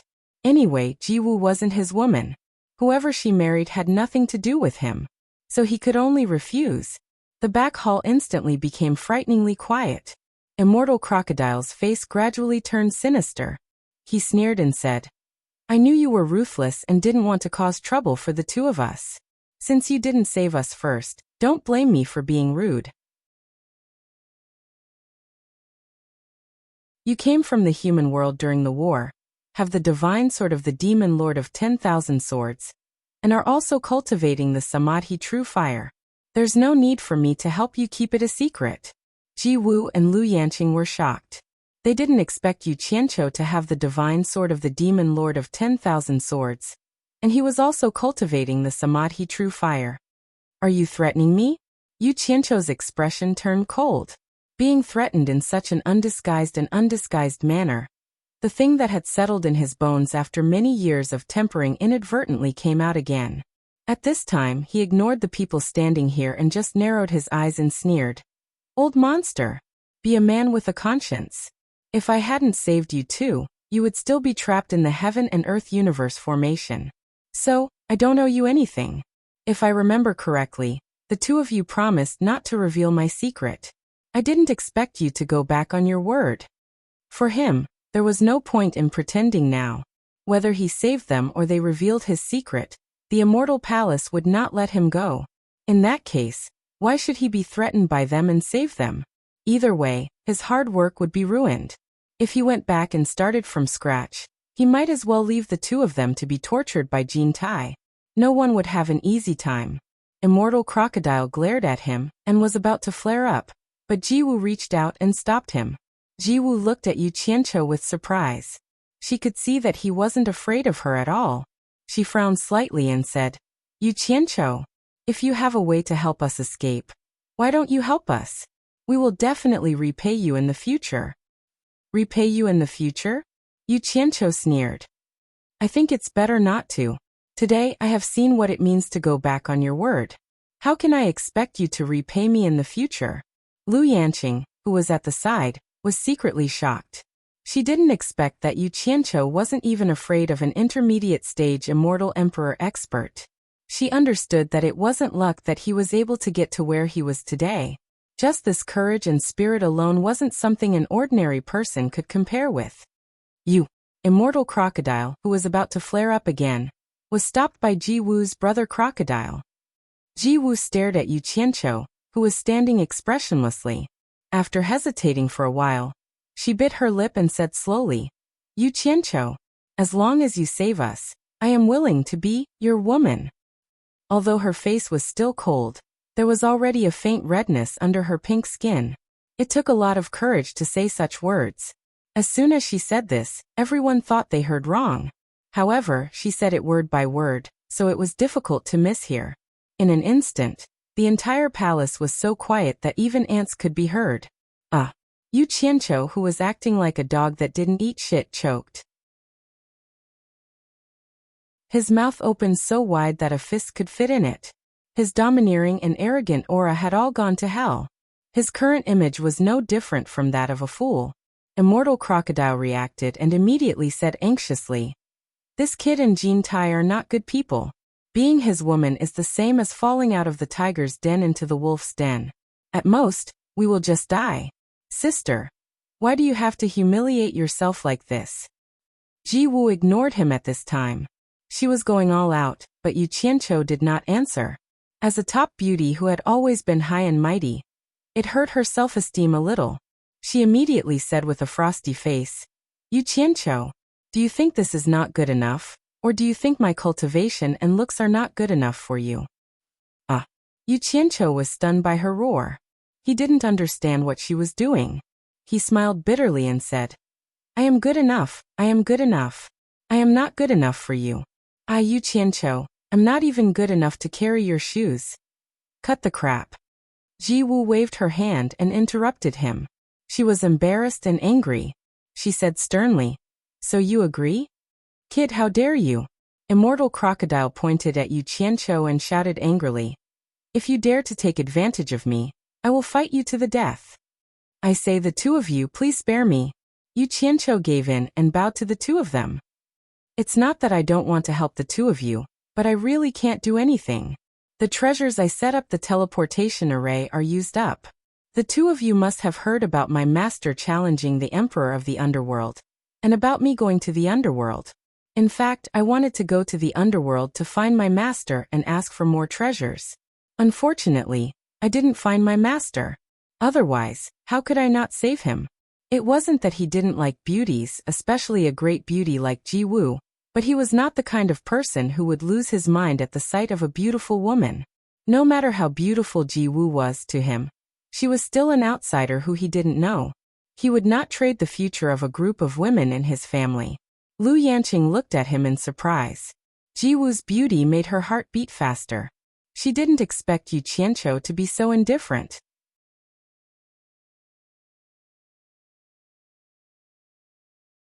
Chapter 1077. The treasure used to set up the teleportation formation? Immortal Lord Crocodile was startled. He calmed down and asked, "Are you talking about the silver balls I saw before?" Yu Qianqiu immediately showed a grateful expression and cupped his hands at him. "Old monster, it's good that you remember. You've finally cleared my name. You've seen how to use those things. The more you use, the less you'll get." He turned to Ji Wu and said, "Immortal Empress, please understand. I really can't do anything for the time being. I'm warning you, don't call me Immortal Empress," Ji Wu said through gritted teeth. She had said those embarrassing words without knowing the truth. Now, she could only use anger to cover up her embarrassment. Yu Qianqiu had a fawning expression on his face, as he repeatedly agreed.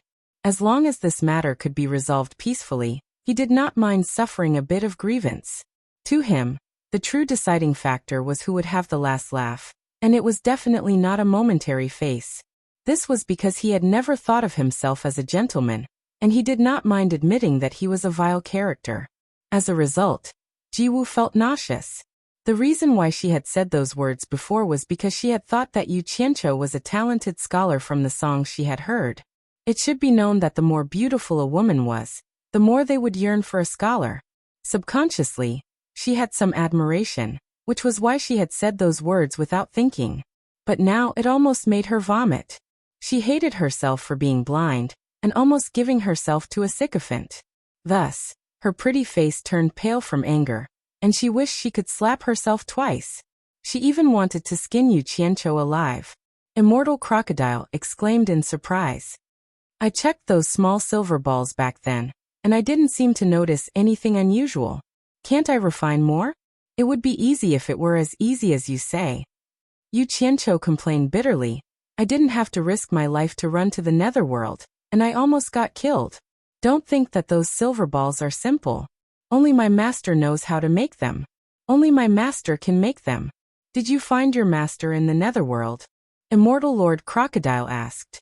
Yu Qianqiu shook his head dejectedly. No. Immortal Lord Crocodile was not surprised by this answer. Based on his understanding, Bai Changchun had been forced into the mysterious Forbidden Land by the Emperor of the Netherworld. Immortal Lord Crocodile continued to ask questions about some suspicious points, including why Yu Qianqiu had the Emperor of the Netherworld's token. However, this was Yu Qianqiu's forte. He easily dealt with it. In the end, Immortal Lord Crocodile was no longer angry. To be honest, Lu Yanqing, who was at the side, was also a woman and a great beauty. In fact, she was very sympathetic towards Ji Wu's experience. She did not understand why Yu Qianqiu was unwilling to help them when he could easily travel back and forth between the human world, and there were peerless beauties throwing themselves into his arms. Then she remembered that she was also a beautiful woman and had thrown herself at him, but he had not accepted her either. She could not help but feel bitter. After experiencing so many things, she could reflect on some things. Maybe Yu Qianqiu had his reasons for doing this. It had been proven that Yu Qianqiu's decisions were often unreasonable at first, but they were often right in the end, unlike her, who always brought trouble to others. Get him out. Ji Wu, whose face was as cold as ice, suddenly said. Although she didn't mention any names, everyone knew that she was asking someone to get out of here. Immortal Lord Crocodile looked at Yu Qianqiu and sighed. We had high hopes for you, but if we had known, we would not have dragged you into this. Go. Where should I go? Yu Qianqiu spread his hands in an aggrieved manner and said, If you leak my secret, the Immortal Palace will definitely not let me off. Since I'm going to die either way, I won't bother running around. I'll just leave it to fate. How could he leave so casually in fear? His words were a roundabout way of sounding out what was going on. Immortal Lord Crocodile glared at him. We are not as bad as you think. Go. We will not drag you down with us. This time, Yu Qianqiu was relieved. He immediately patted his chest and promised. Old monster, don't worry, as long as I am alive, I will find a way to save you and the Immortal Empress. Just you wait. Immortal Lord Crocodile's teeth hurt. She had already become the Immortal Empress. What was done. Why would she need you to save her? You were just looking for excitement. He stole a glance at his sister, Ji Wu. Sure enough, Ji Wu gritted her teeth, pointed her finger at Yu Qianqiu, and yelled, Get out of here. Yu Qianqiu did not mind her bossy attitude at all. He nodded and bowed as he walked out. Then I will not disturb you anymore. If you need anything, you can send someone to Green Pear Palace to find me at any time. Ji Wu was so angry that she turned her head to the side. She regretted what she had said before.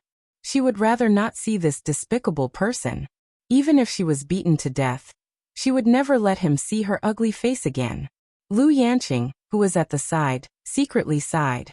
Combined with the fact that Yu Qianqiu was not afraid of Ji Wu's words and actions, and then seeing Yu Qianqiu's fawning look, and the back view of him being scolded to leave, she actually felt a burst of sadness for no reason, and almost shed tears. In an instant, it was as if she had taken a miraculous elixir. She vaguely understood some things. In fact, with this man's ability to come and go freely, there was no need for him to humiliate himself like this. At worst, he could just leave. However, as the supreme being of the human world, while enjoying the glory, he also worked hard to fulfill his duty.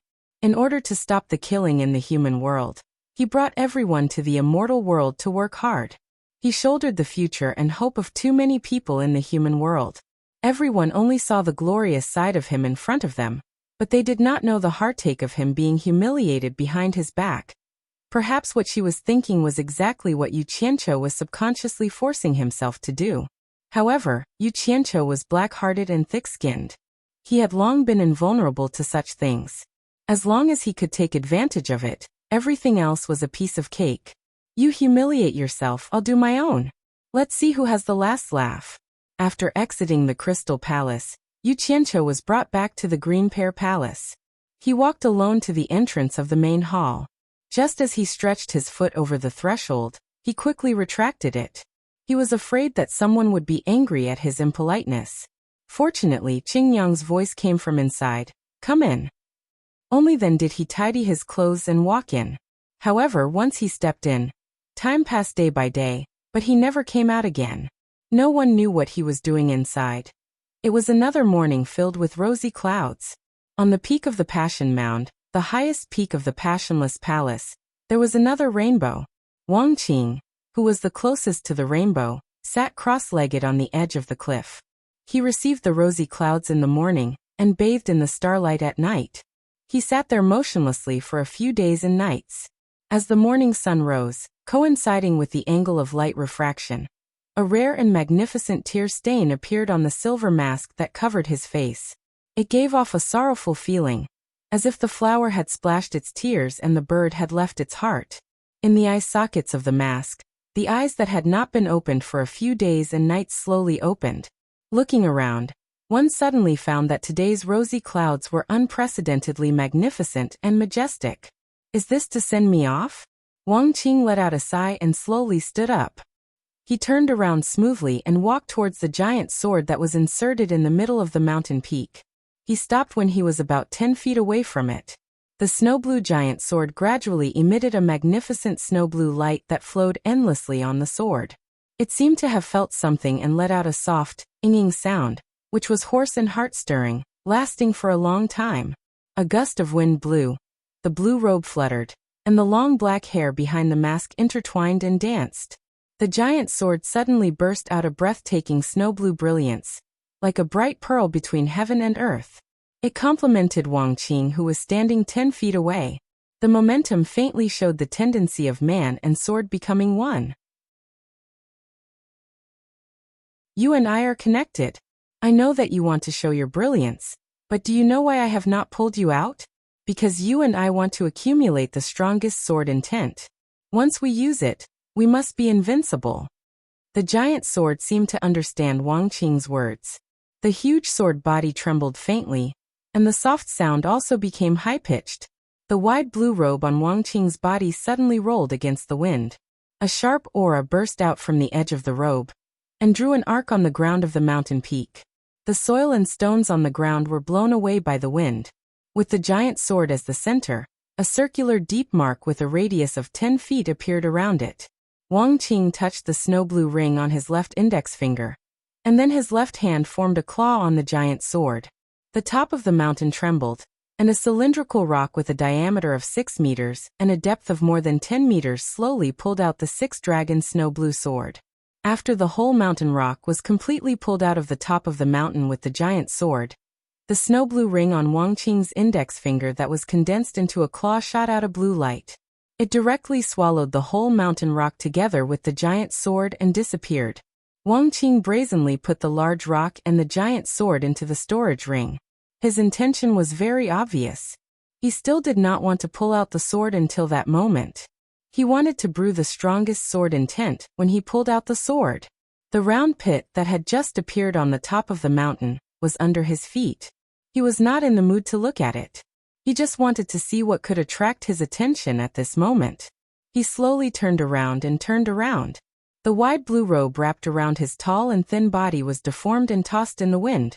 His long hair sometimes blew straight back, and sometimes it was blown messily by the wind on his shoulders. The pair of eyes under the silver mask showed a rare tenderness.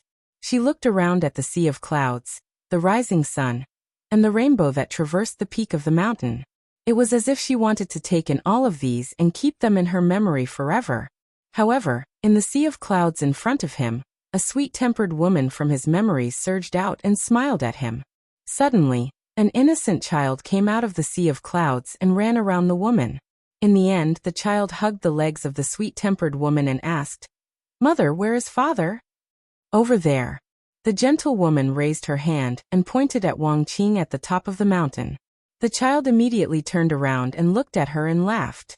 The morning glow was filled with the laughter of an innocent child. The eyes in the holes of the silver mask slowly closed. Tears seeped out from the closed eyes, and a murmur came from under the mask. "I was wrong. Ruoyin, wait for me to come back." A stream of light suddenly shot from the top of the mountain to the sky. The strong airflow directly opened a cloud path in the sea of clouds, and went far away.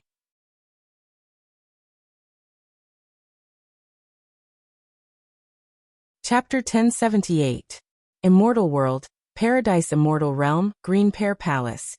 There were tens of thousands of mountains in the Paradise Immortal Realm, and there were also tens of thousands of buildings that were large or exquisite. However, there were not many places like the Green Pear Palace, which was as cold as autumn. Perhaps it was more appropriate to describe it as tranquil and serene. It did not have the kind of hostility that was full of intrigue or killing. At least this Green Pear Palace, which was shrouded in clouds and mist, looked so quiet and peaceful on the surface. However, this was only on the surface. The liveliness inside was incomparable to any other place in the entire fairyland of bliss.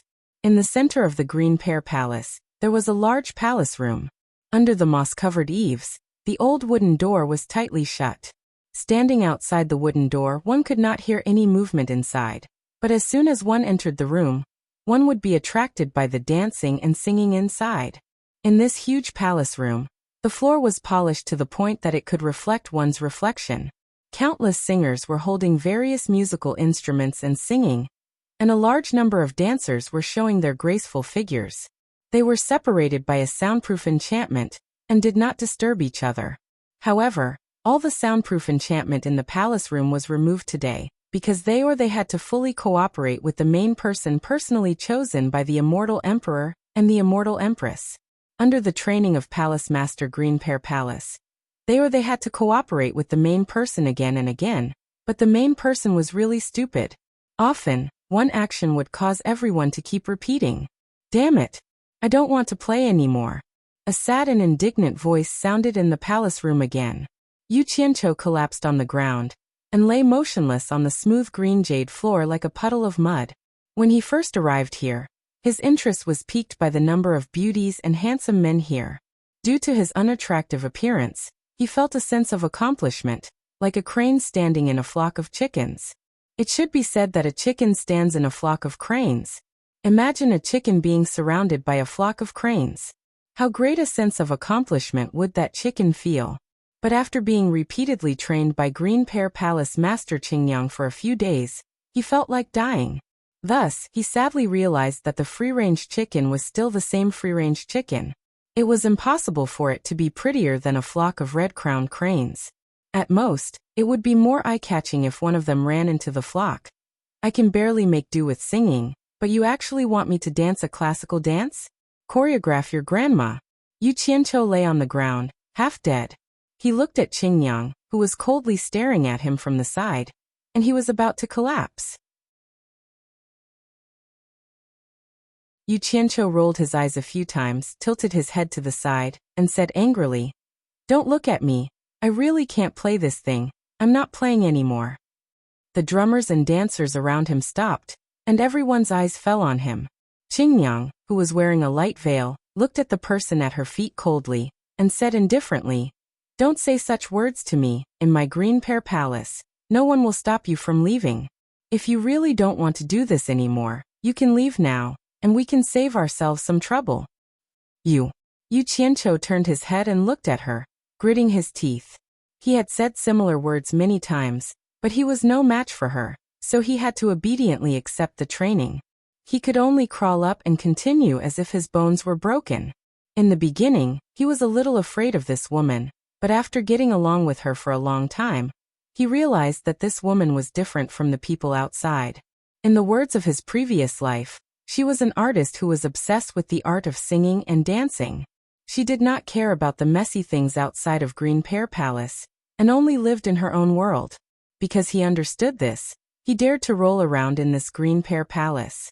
Seeing his listless appearance, Qingyang furrowed her brows. She gestured with her arms and said, "You can't be like this. Your mentality is very important. You have to focus, you have to put your entire being into it."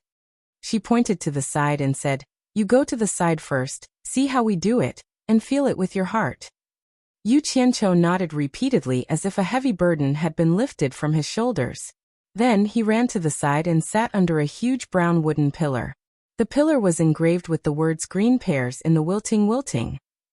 He sat on the 2 steps of green jade and looked at the group of professionals. He sighed in his heart. That Jin Taizong really lived the life of an emperor. And he even had a professional royal song and dance troupe to entertain him. As expected of a rich and powerful life. Qingyang clapped her hands, making a crisp sound, and then made a beautiful hand gesture. The singers and dancers quickly changed their formation, and the heart-stirring chords formed by several musical instruments sounded, and the atmosphere in the palace suddenly became relaxed and carefree. Yu Qianqiu was slightly startled, and he felt that this tune was very familiar. The group of dancers all had charming smiles on their faces as they danced around Qingyang. Their unbridled joy were clear to see. Qingyang's unsmiling face melted like an ancient iceberg, and her dance was very simple. She wandered around the group of dancers, and it seemed like she was dancing, but it didn't seem like she was dancing. It was as if she was free and unfettered in the world of mortals.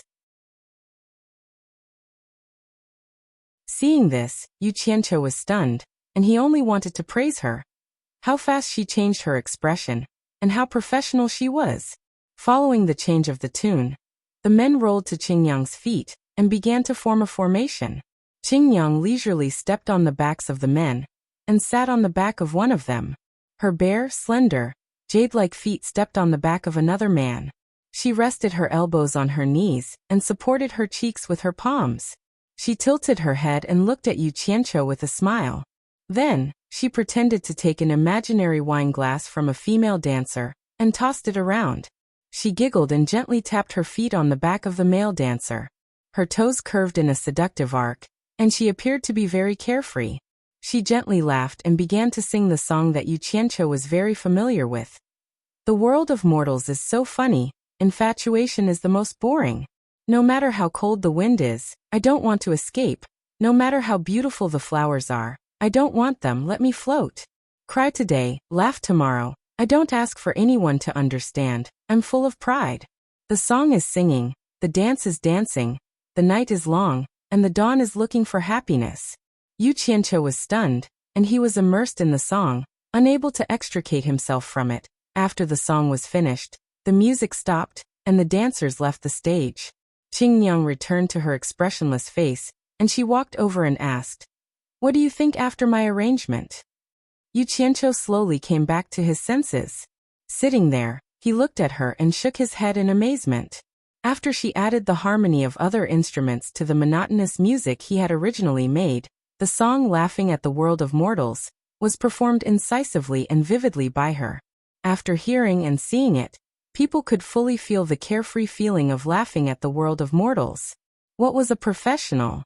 The person in front of him was a true professional, and the essence of the song was completely revealed. It was difficult for people not to be immersed in it. "How do you know this song?" Yu Qianqiu asked in surprise. "I heard it from the maid beside Ji Wu. It is said that she was originally your subordinate. I heard her sing a few of your songs, and they are indeed unique. However, the one I like the most is still the one I just heard. This song contains the state of mind that I have always wanted to pursue. Laughing at the world of mortals." Qingyang said lightly, "If I didn't really like you and wanted to see you, do you think I would bring an outsider to the Green Pear Palace?" "I see." Yu Qianqiu helplessly scratched his forehead. Needless to say, the person beside Ji Wu was undoubtedly Lu Yanqing. Qingyang looked at him and suddenly frowned. She shook her head in confusion and said, "After interacting with you for a few days, I really can't believe that a person with a mind like yours could compose a song like this. It is completely different from your words and actions. Music is the voice of the heart. I deeply suspect that this is not your doing. How could you possibly compose a song like this? However, I have never heard a similar song from the famous songs that the Immortal Palace has collected from the three realms, so I have no evidence to prove my suspicions." Yu Qianqiu looked at her speechlessly. What was a professional? An expert would know once they made their move. Her eyes could immediately tell that these songs were not composed by him. He wanted to honestly admit it, but when he thought about the fact that he was riding on a tiger and couldn't back down, it would be no different from deliberately lying to Jean Tai. Thus, he decided not to admit it even if he was beaten to death. However, Qingyang's tone suddenly changed.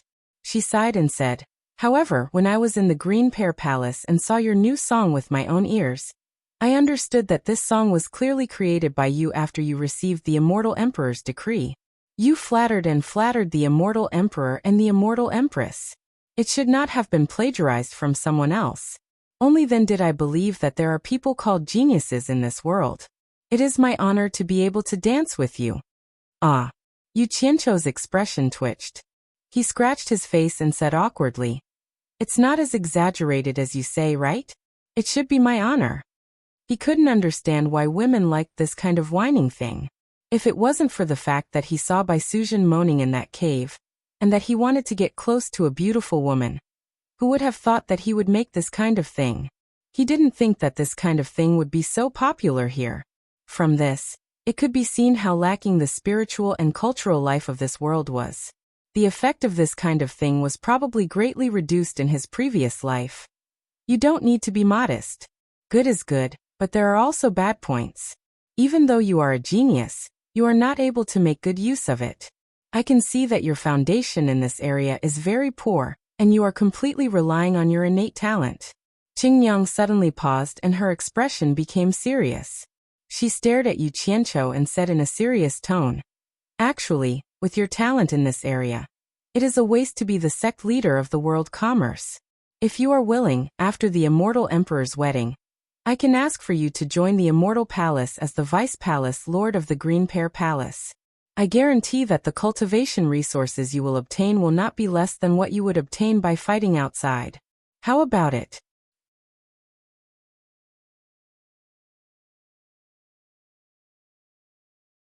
Chapter 1079. Yu Qianqiu was completely dumbfounded. In his heart, he lamented that the ancients did not deceive him. As expected, as long as one had a skill, one would not be afraid of traveling the world. However, he knew his own capabilities the best. What kind of bullsh*t talent did he have? It was enough for him to fool around. If he dared to take it seriously, he would be courting death. Moreover, he had never planned to become an actress. He was afraid that he would be caught in the unspoken rules. Thus he waved his hand and said, "No need, no need. You don't have to reject me so early.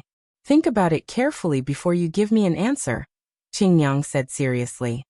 "There's really no need." Yu Qianqiu waved his hand again to reject her. He leaned against the pillar behind him and smiled bitterly. "Your evaluation is too high. I really don't have the talent that you said. Moreover, to be honest, I don't like this line of work at all. If I'm not interested in something, how can I do well in the future? I appreciate your kindness." At this point, what else could Qingyang say? She wasn't the kind of person who liked to force others. She could only shake her head and sigh in regret. After silently looking at Yu Qianqiu for a while, she suddenly raised her hand and untied the light gauze on her upper body. Under the dumbfounded gaze of Yu Qianqiu, she took off her upper body. The light gauze fell to the ground, and only a green undergarment was left on her upper body. Her pair of white and tender arms were long and slender. Her shoulders and collarbones were moving up and down gently. That slender and soft waist that belonged to a dancer was glowing with a healthy luster. It was a different kind of charm. F***ck. It can't be. Yu Qianqiu's eyes almost popped out. He was completely speechless. He thought to himself, "You don't have to use dirty tricks just because you think I have talent. You don't have to use dirty tricks to get me into your line of work. Although I like it, I will definitely reject it." Qingyang, on the other hand, had a calm expression on her face. She approached Yu Qianqiu, who was sitting motionlessly. She stretched out her slender and beautiful arm, and made an inviting gesture, inviting me to do this in front of everyone's eyes. Yu Qianqiu glanced around and found that everyone's expression seemed to be very used to it. The muscles on his face couldn't help but violently tremble. He immediately determined that this Green Pear Palace was a den of lust. He awkwardly smiled and refused. "I really appreciate your kindness, but I don't have the habit of doing that in front of everyone's eyes. Forget it." The meaning behind his words seemed to be that he could consider it when there was no one behind him. Qingyang immediately knew that he misunderstood. She glared at him and said, "What you said. Actually, when teaching a layman like you to dance, the less clothes you wear, the better. This way, It will be easier to see if the lines of your body are natural and soft when you dance, and you can correct your mistakes or stiff postures in time, speeding up the progress of your practice. Qingyang. Yu Qianqiu said. Then why? Qingyang was speechless. She explained helplessly. Don't worry. I don't want to take advantage of you. When a man and a woman dance together, it is easier to reach the realm of body and mind. If it weren't for the fact that I don't have much time left, I wouldn't practice with him like this. Really? Yu Qianqiu still didn't believe it. Qingyang, who had always been serious, didn't know whether to laugh or cry. Look at his timid and reserved appearance. Why did it seem like she wanted to do something to him? Do I look so scary? She bit her lips and glared at him. Of course it's true. I am a woman, but I am not afraid. You are a man. What are you afraid of? Yu Qianqiu looked at the expressions of the people around him. He felt that what she said was true. He scratched his head awkwardly and said, I am not afraid. I am just not used to it and feel shy. You. Qingyang was annoyed and amused. She stretched out her hand again and made an inviting gesture. Hurry up. I don't have time to waste with you.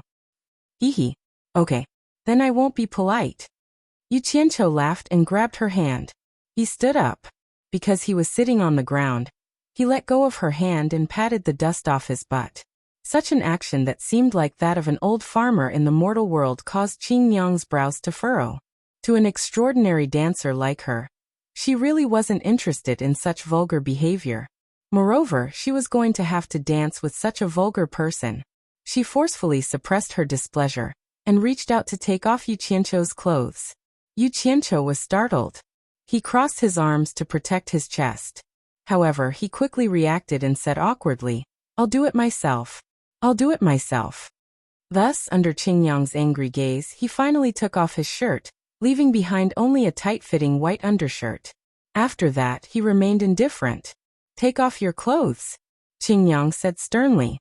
Yu Qianqiu looked at his own body. He looked at her half-naked upper body and the undershirt. He couldn't help but mutter, You are not even going to take off your clothes. Why do you want me to take off my clothes? You. Qingyang was exasperated, but the professionalism displayed by her subsequent actions caused Yu Qianqiu to panic. She turned her hand and was about to pull the knot of her doo-doo. She was really going to strip naked and start working. Fortunately, Yu Qianqiu wasn't a beast. He let out a breath of cold air and quickly reached out to grab her hand. He repeatedly apologized. My mouth is cheap. I was wrong.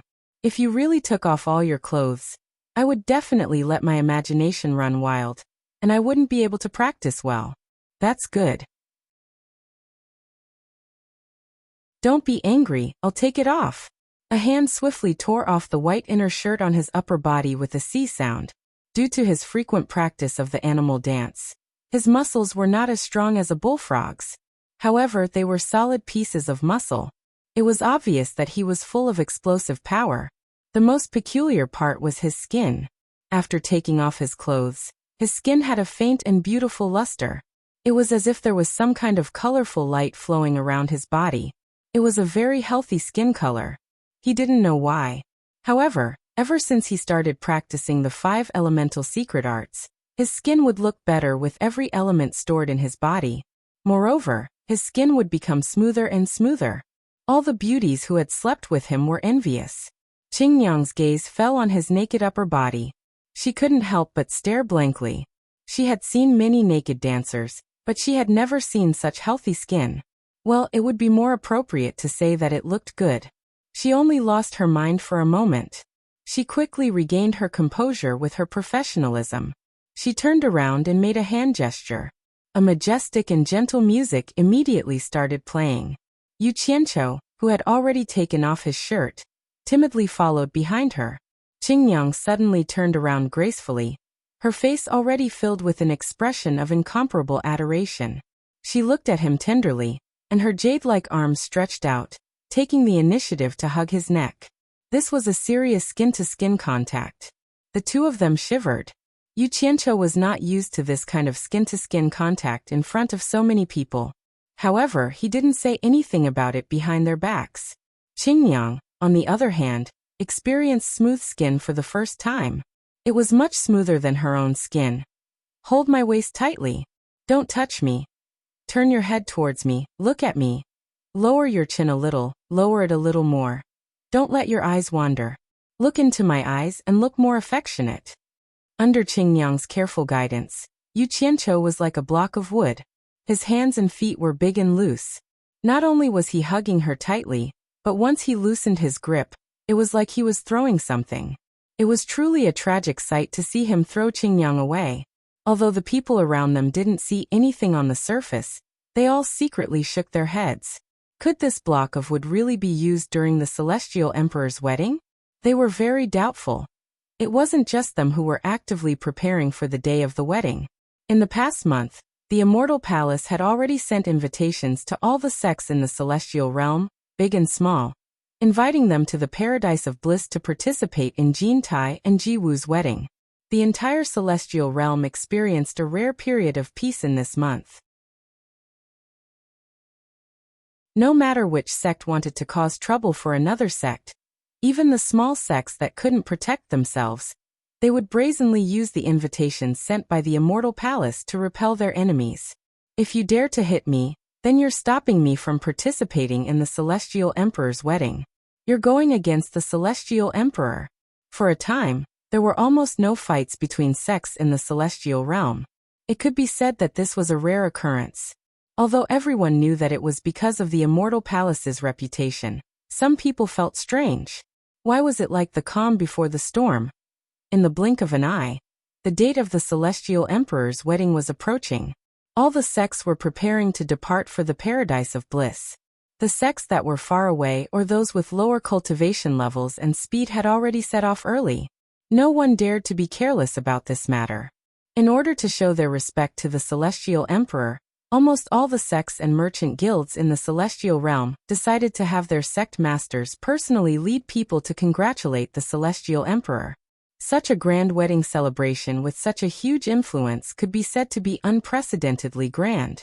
The entire Celestial Realm was paying close attention to it.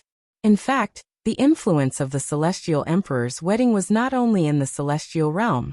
In the underworld, some people or forces that had friendly relations with the Celestial Emperor or the Immortal Palace had sent people to congratulate the Celestial Emperor. For a time, the entrance to the underworld and the underworld was unprecedentedly lively. Looking at the people from the underworld holding the underworld passage tokens issued by the Immortal Palace, and the people coming out of the underworld one after another, the guards of the Immortal Palace who were stationed here sighed in their hearts. They sighed that the influence of the Celestial Emperor was indeed extraordinary. It could be seen that even the people of the underworld were stirred up. Because of this, the army of the Dark Underworld also sent a large number of troops to strengthen the defense at the exit of the underworld, to prevent people from taking advantage of the opportunity to cause trouble. Just as the army of the Dark Underworld was strictly inspecting the people passing through the two worlds, a white light suddenly appeared in the sky.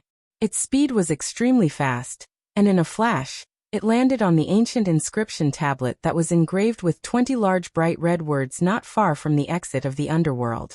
Everyone was shocked. Whether it was the army of the Dark Underworld guarding this place or the passers-by, they all looked up. They didn't know who was so bold as to act so recklessly at the entrance of the army of the Dark Underworld.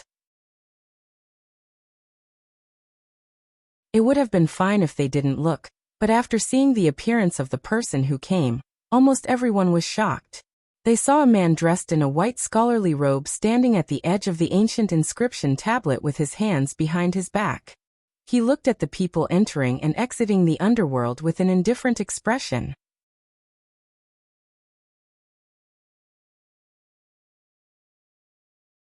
Chapter 1080.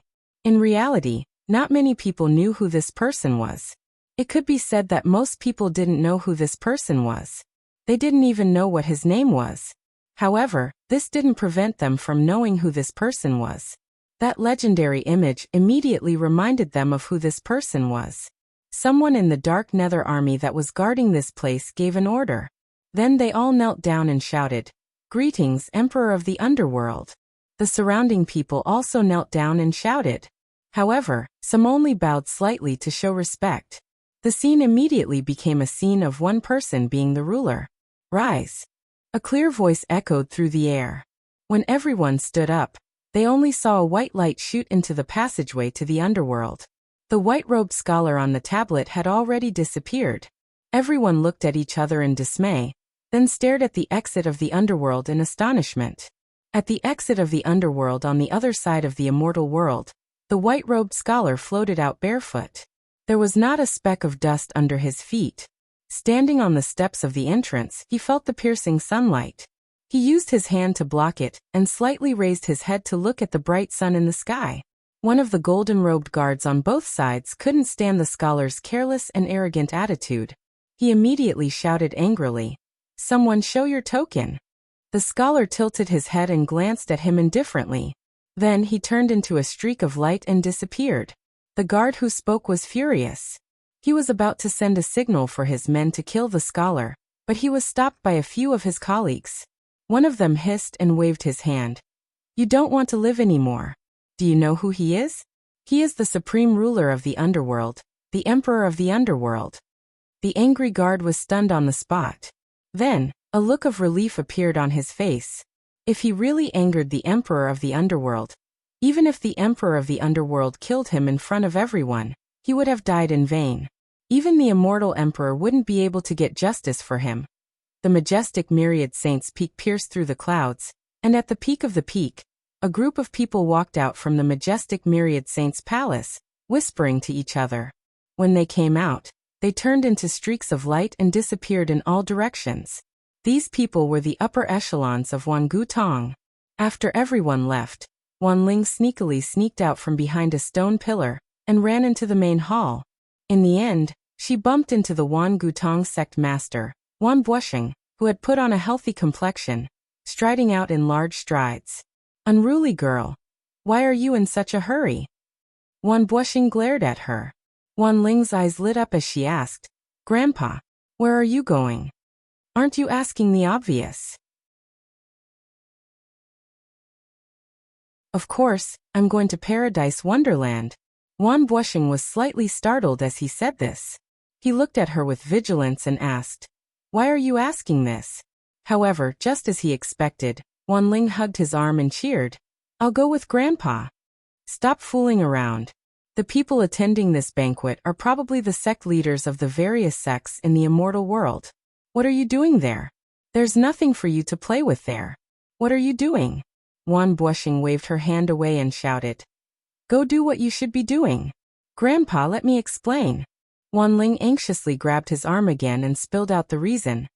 "This time, I made a bet with Hidden Dragon Manor's Duke Longyu's granddaughter, Long Xiaojiu. Whoever can't attend the Immortal Emperor's wedding has to be the other party's maid for a month. Grandpa, can you bear to see Ling Heir lose the bet and suffer such humiliation?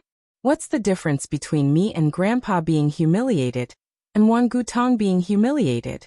Moreover, the invitation didn't limit the number of people attending the banquet, so what's wrong with bringing one more person?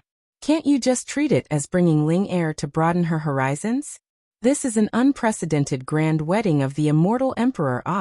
If you miss it, there won't be a next time." Wan Buosheng stared at her speechlessly. After a long while he finally yelled, "Nonsense!" At this time, the entire immortal world was in an uproar. Not only did Wan Gutong's sect master, Wan Buosheng, personally come to the Immortal Emperor's wedding, more than 10,000 sect masters of various sects had prepared their gifts and left their sects, heading towards the immortal realm of bliss from all directions. Even the 12 immortal monarchs under the Immortal Emperor's command in the 12 immortal prefectures all came to attend the banquet. In the immortal world, no matter where they were, when they saw the light streaking across the sky towards the immortal realm of bliss, they would all sigh and speculate that it must be the people going to attend the banquet. The Immortal Emperor's wedding. This was definitely an unprecedented grand banquet in the immortal world. The immortal realm of bliss had become the focus of the entire immortal world, causing countless people to exclaim in admiration. In the ghost world, more than 10 immortal cultivators hurried across the sky together. Suddenly, a green light streaked across the night sky, chasing after a group of people. Startled, the group of people hurriedly stood back to back in the sky, ready for battle. The green light stopped in front of everyone, and a green-robed old man with a thin face appeared. He glanced at the group of people indifferently and asked directly, "Where is the exit from the ghost world to the immortal world?"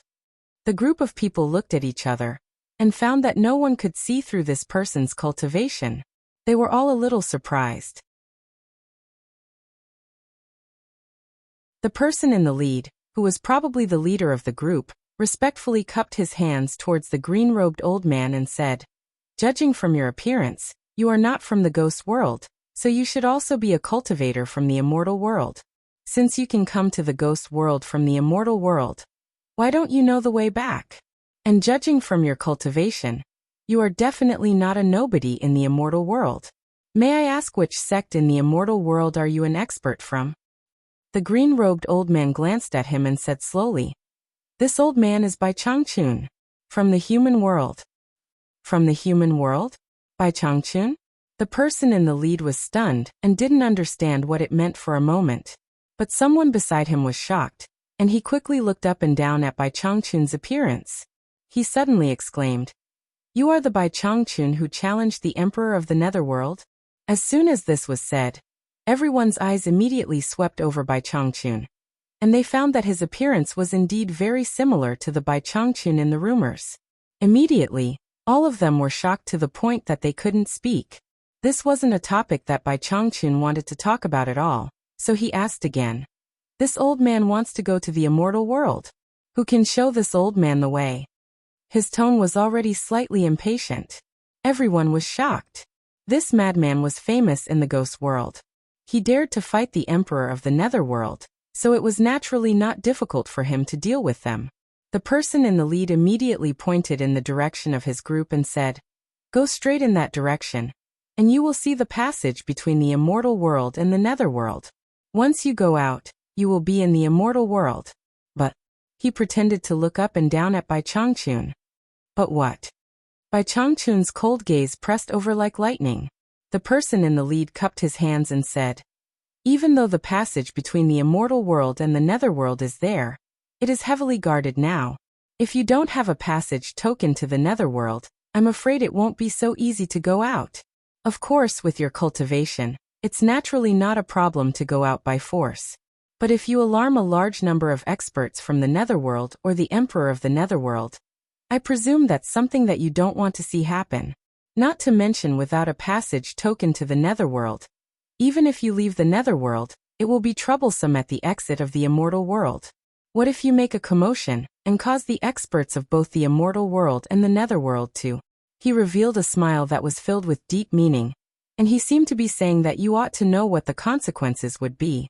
The people around him looked at him with slight puzzlement, and they didn't know why he was so long-winded.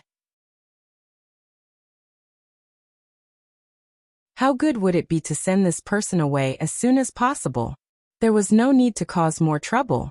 "Oh," Bai Changchun dragged out an "oh," and then he looked ahead and said indifferently, "So what?" That person immediately took out a black token and offered it up with both hands in a fawning manner. "I've long heard of your great name, and I've always admired you. To be able to see your true appearance today is truly a blessing of 3 lifetimes. I have an extra passage token to the netherworld here, and I'm willing to give it to you for free to help you leave the netherworld smoothly to express my admiration for you." With such an action, the people around him were even more confused. Wasn't he deliberately causing trouble for himself? Immediately, someone secretly sent a voice transmission to warn him. "Elder, this person is a wanted criminal by the Dark Netherworld Army. Once your actions are leaked, it will bring great trouble to the sect. Please reconsider. You'd better learn from me." That person quickly replied with a voice transmission. "It's precisely because this person is a wanted criminal by the Dark Netherworld Army that we accidentally exposed his identity. Aren't you afraid that he will kill us to silence us? Think about it, even the 4 great Netherworld generals together aren't a match for him. What can we do to him? This is called showing goodwill on purpose to make him lower his guard. After he leaves, haha. Have you forgotten the huge bounty and great benefits offered by the Dark Netherworld Army?" The former immediately came to a sudden realization and secretly flattered. "Elder is indeed wise. Not only can you avert danger, but you can also take advantage of the situation to make a fortune. When you return to the sect, it will definitely be a great merit. Truly brilliant. This junior has learned his lesson. Then I won't stand on ceremony. Bai Changchun raised his hand and took the Netherworld Passage token from the other party's hand. He held it and looked at it repeatedly. Then he raised his eyebrows and stared at that person, saying indifferently, "Just based on you guys, I wouldn't bother to make a fuss about it. But since you're unaccountably solicitous, you must be hiding evil intentions. Looks like I can't let you guys live." Everyone was shocked. As long as they weren't fools, they would be able to understand what he meant. That person who was solicitous turned pale with fright and said, "You, what do you want to do? How can you repay kindness with enmity?" However, seeing that Bai Changchun's expression was completely unmoved, he immediately panicked and shouted, "Stop him!" Then he turned around and wanted to run. Humph! A sonorous cold snort rang out. Everyone immediately felt a majestic and enormous pressure pressing down on them from all directions, suppressing them to the point that they couldn't move at all. Bai Changchun didn't want to waste any more time with them. He casually waved his green robe sleeve, and a mysterious force that seemed to be contained in the heavenly barrier wrapped around the people who were suppressed to the point that they couldn't move. In an instant, more than 10 people were torn into pieces of flesh and blood. Not even a single bone was left intact. The group of people didn't even have time to scream before they lost their lives. Amidst the rain of blood, Bai Changchun didn't take another look. He waved his sleeve and transformed into a stream of light that rapidly went far away.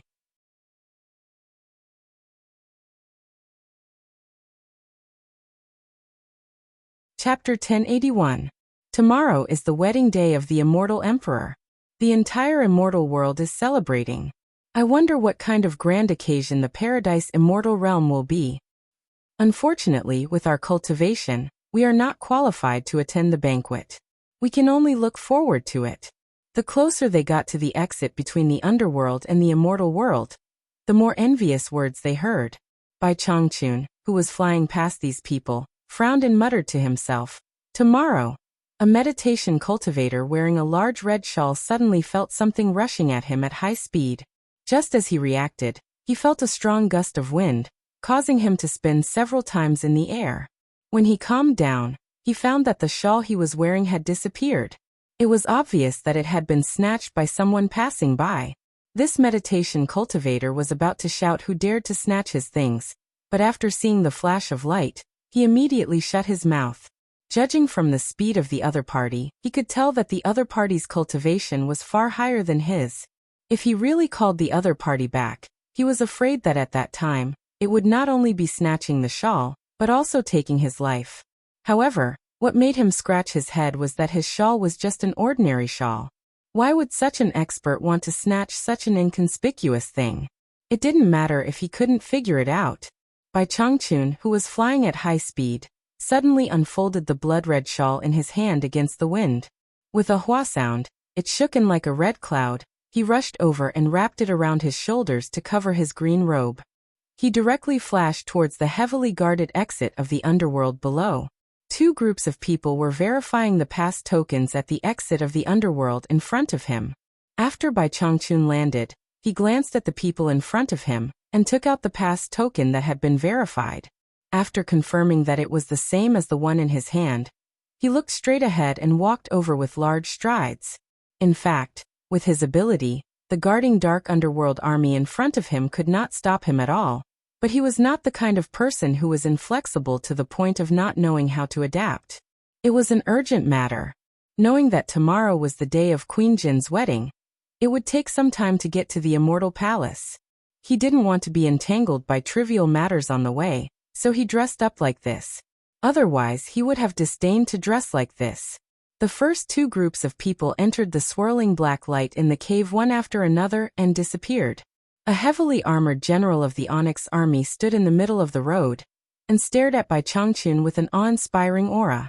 In the end, he discovered that he could not see through this person's cultivation at all, so he immediately retracted his aura a little. Just as he was about to ask the other party to show him the netherworld token, a black light flashed out from the gap of the person's blood-red cape, and a netherworld token floated in front of him. The general was slightly taken aback by Bai Changchun's arrogant behavior under the heavy pressure of the army of the dark underworld. He looked at Bai Changchun meaningfully, grabbed the token and checked it. After confirming that there was no problem, he returned the token and made way for Bai Changchun.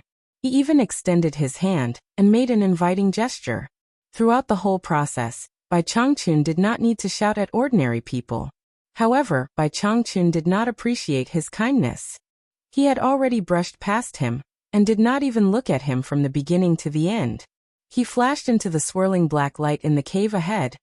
A red cloud floated out of the fairy realm's exit. After checking the token, Bai Changchun stared at the group of people who had just left and chased after them. In the pure paradise fairyland, inside the crystal palace of the Empress of Immortals, the three people in the courtyard looked at the immortal palace that was looming in the clouds. Does it really have to be like this? Yi Xuejuan asked dejectedly, his head lowered with a depressed look. Lu Yanqing was silent on the side. Brother Yi, you don't have to persuade me anymore.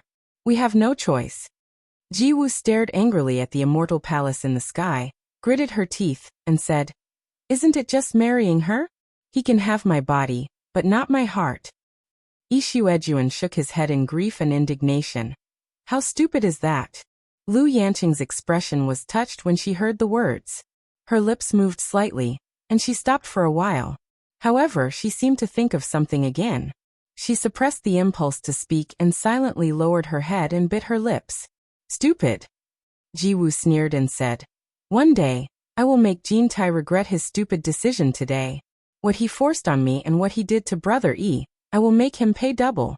With the identity of the Immortal Empress, I can actually do a lot of things." Yi Xuejuan's words stopped at the tip of his tongue. A ray of light shot out from the Immortal Palace and landed outside the Crystal Palace. Nie Xiaoqian, the chief of internal affairs of the Immortal Palace, led 8 golden-robed maids in. They then stood in a row and saluted Ji Wu in unison. "Greetings, Immortal Empress." Ji Wu snorted coldly. "How dare Chief Nie come in person? Are you here to urge me or force me?" Nie Xiaoqian smiled and said, "It was this old servant's negligence. Those 2 insensible servants have been dealt with by me, and the Immortal Emperor has also reprimanded this old servant." She bowed and said, "This old servant welcomes the Immortal Empress to the Immortal Palace. What's the hurry? It hasn't started yet, right?" Ji Wu turned sideways. The Immortal Palace had already sent 2 maids to invite her, but she sent them back. Nie Xiaoqian smiled apologetically and said, "When the Immortal Empress arrives at the Immortal Palace, the guards outside the Paradise Fairyland will let in the sect leaders who came to congratulate. Moreover, the Immortal Emperor has ordered that the Immortal Empress will be the mother of the world, so we must dress up well for the Immortal Empress. So please don't make things difficult for me. I can go too." "Could it be that the 2 slaves didn't tell you what I said?" Ji Wu asked without turning her head around. Nie Xiaoqian looked at Yi Xuejuan and Lu Yanqing. She smiled and saluted again. "The Immortal Emperor has reprimanded me, saying that it is normal for the Immortal Empress to have 2 trusted people around her." She looked at Yi Xuejuan meaningfully and said, "But I have something inappropriate to say. The Immortal Empress also knows the Immortal Emperor's temper. I am afraid that someone around you will do something inappropriate to annoy the Immortal Emperor and implicate the Immortal Empress." The meaning of these words was obvious. There was no doubt that it was a warning to some people not to cause trouble at the Immortal Emperor's wedding celebration. This time, they were facing the world. Whoever made the Immortal Emperor lose face in public would not only be themselves, but Ji Wu would also be unlucky. Yi Xuejuan was furious. "Old woman Nie, what do you mean?" Ji Wu turned around and stared at Nie Xiaoqian asking, "Are you threatening me?" "I dare not." Nie Xiaoqian bowed slightly and turned her head to the people behind her. "Escort the Immortal Empress and her trusted followers to the Immortal Palace." Her tone was firm. The 8 maids immediately rushed forward. Ji Wu shouted angrily, "Get out of my way! I can walk by myself." Nie Xiaoqian's eyes turned cold as she flew towards the immortal palace in the sky. She glanced at Yi Xuejuan and Lu Yanqing, who were trembling with fear. She waved her hand and said, "Take them away." She then chased after Ji Wu. Yi Xuejuan and Lu Yanqing were immediately restrained by the 8 maids and forced to return to the immortal palace. In the wilderness outside the mountains of Paradise Wonderland, there were many people. The leaders of various sects in the immortal realm had gathered here. They had been waiting for a long time, seeing that the 12 immortal monarchs had swaggered in, but no one was allowed to enter after a long time. Some people were slightly unhappy, but they dared not express their anger. The group of people who were qualified to stand in the front row were naturally the leaders of the big sects in the immortal realm. The Heartless Palace's sect master, Wang Qing, who was dressed in a blue robe and had long, unrestrained hair, was wearing a silver mask. He naturally stood in the front row with his hands folded over his abdomen. He stood there as straight as a pencil without saying a word. The leader of Wan Gutong, Wan Bosheng, who sat at the top of the Chamber of Commerce, stood on the left of Wang Qing. Behind him was Wan Ling, who appeared at the wrong time. On the left of Wan Bosheng was the leader of the Hidden Dragon Manor, Long Sheng, who sat at the second position in the Chamber of Commerce. Behind him was a woman who appeared at the wrong time, Long Xiaojiu. Thus, the two rivals in love stood side by side. It was rare that Long Xiaojiu did not attack each other. It took Long Xiaojiu more effort to come this time than Wan Ling. If Long Sheng did not know that this girl's bet implicated the face of the Hidden Dragon Manor, he would not have brought her. However, the price Long Xiaojiu had to pay was heavy. After the bet, she would be detained and reflect on her mistakes for 10 years. However, Long Xiaojiu naturally would not tell Wan Ling about this embarrassing matter. At this moment, the two girls were squeezed in the middle of a group of experts, and were as obedient as 2 little quails. However, they could not help but secretly size up the mysterious man in the silver mask in the front row. The 2 girls had heard of this extremely cruel and terrifying person who killed his wife and son, but they could not help but want to see his true face under the mask. Dang! A clear and melodious sound of a bell reverberated endlessly between heaven and earth. A rainbow bridge that was 100 meters wide hung directly in front of everyone from afar. It was extremely magical. Countless golden-robed guards flew over in a densely packed manner. One after another, they stood on both sides of the rainbow bridge. Every 100 meters, there would be a pair of guards facing each other. A golden flowing light quickly flew over along the rainbow bridge.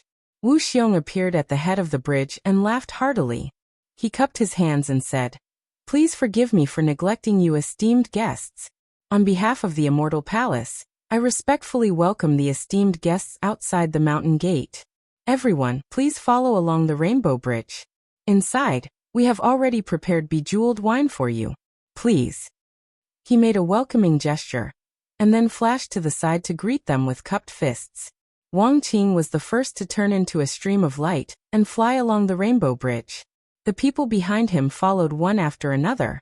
However, the people behind him seemed to be much more polite than Wang Qing. When they passed by Wu Xiong, they would slightly slow down and return the greeting with cupped fists. Only then did they quickly follow the rainbow bridge into the distance. The golden-robed guards on both sides of the rainbow bridge all made a welcoming gesture with cupped fists and stood there motionlessly. After the rainbow bridge went deep into the Paradise Immortal realm, it suddenly split from the center. Half of it extended towards the Immortal Palace in the sky, and the other half suddenly extended towards the mountain peak that was cut in half at the waist below the Immortal Palace.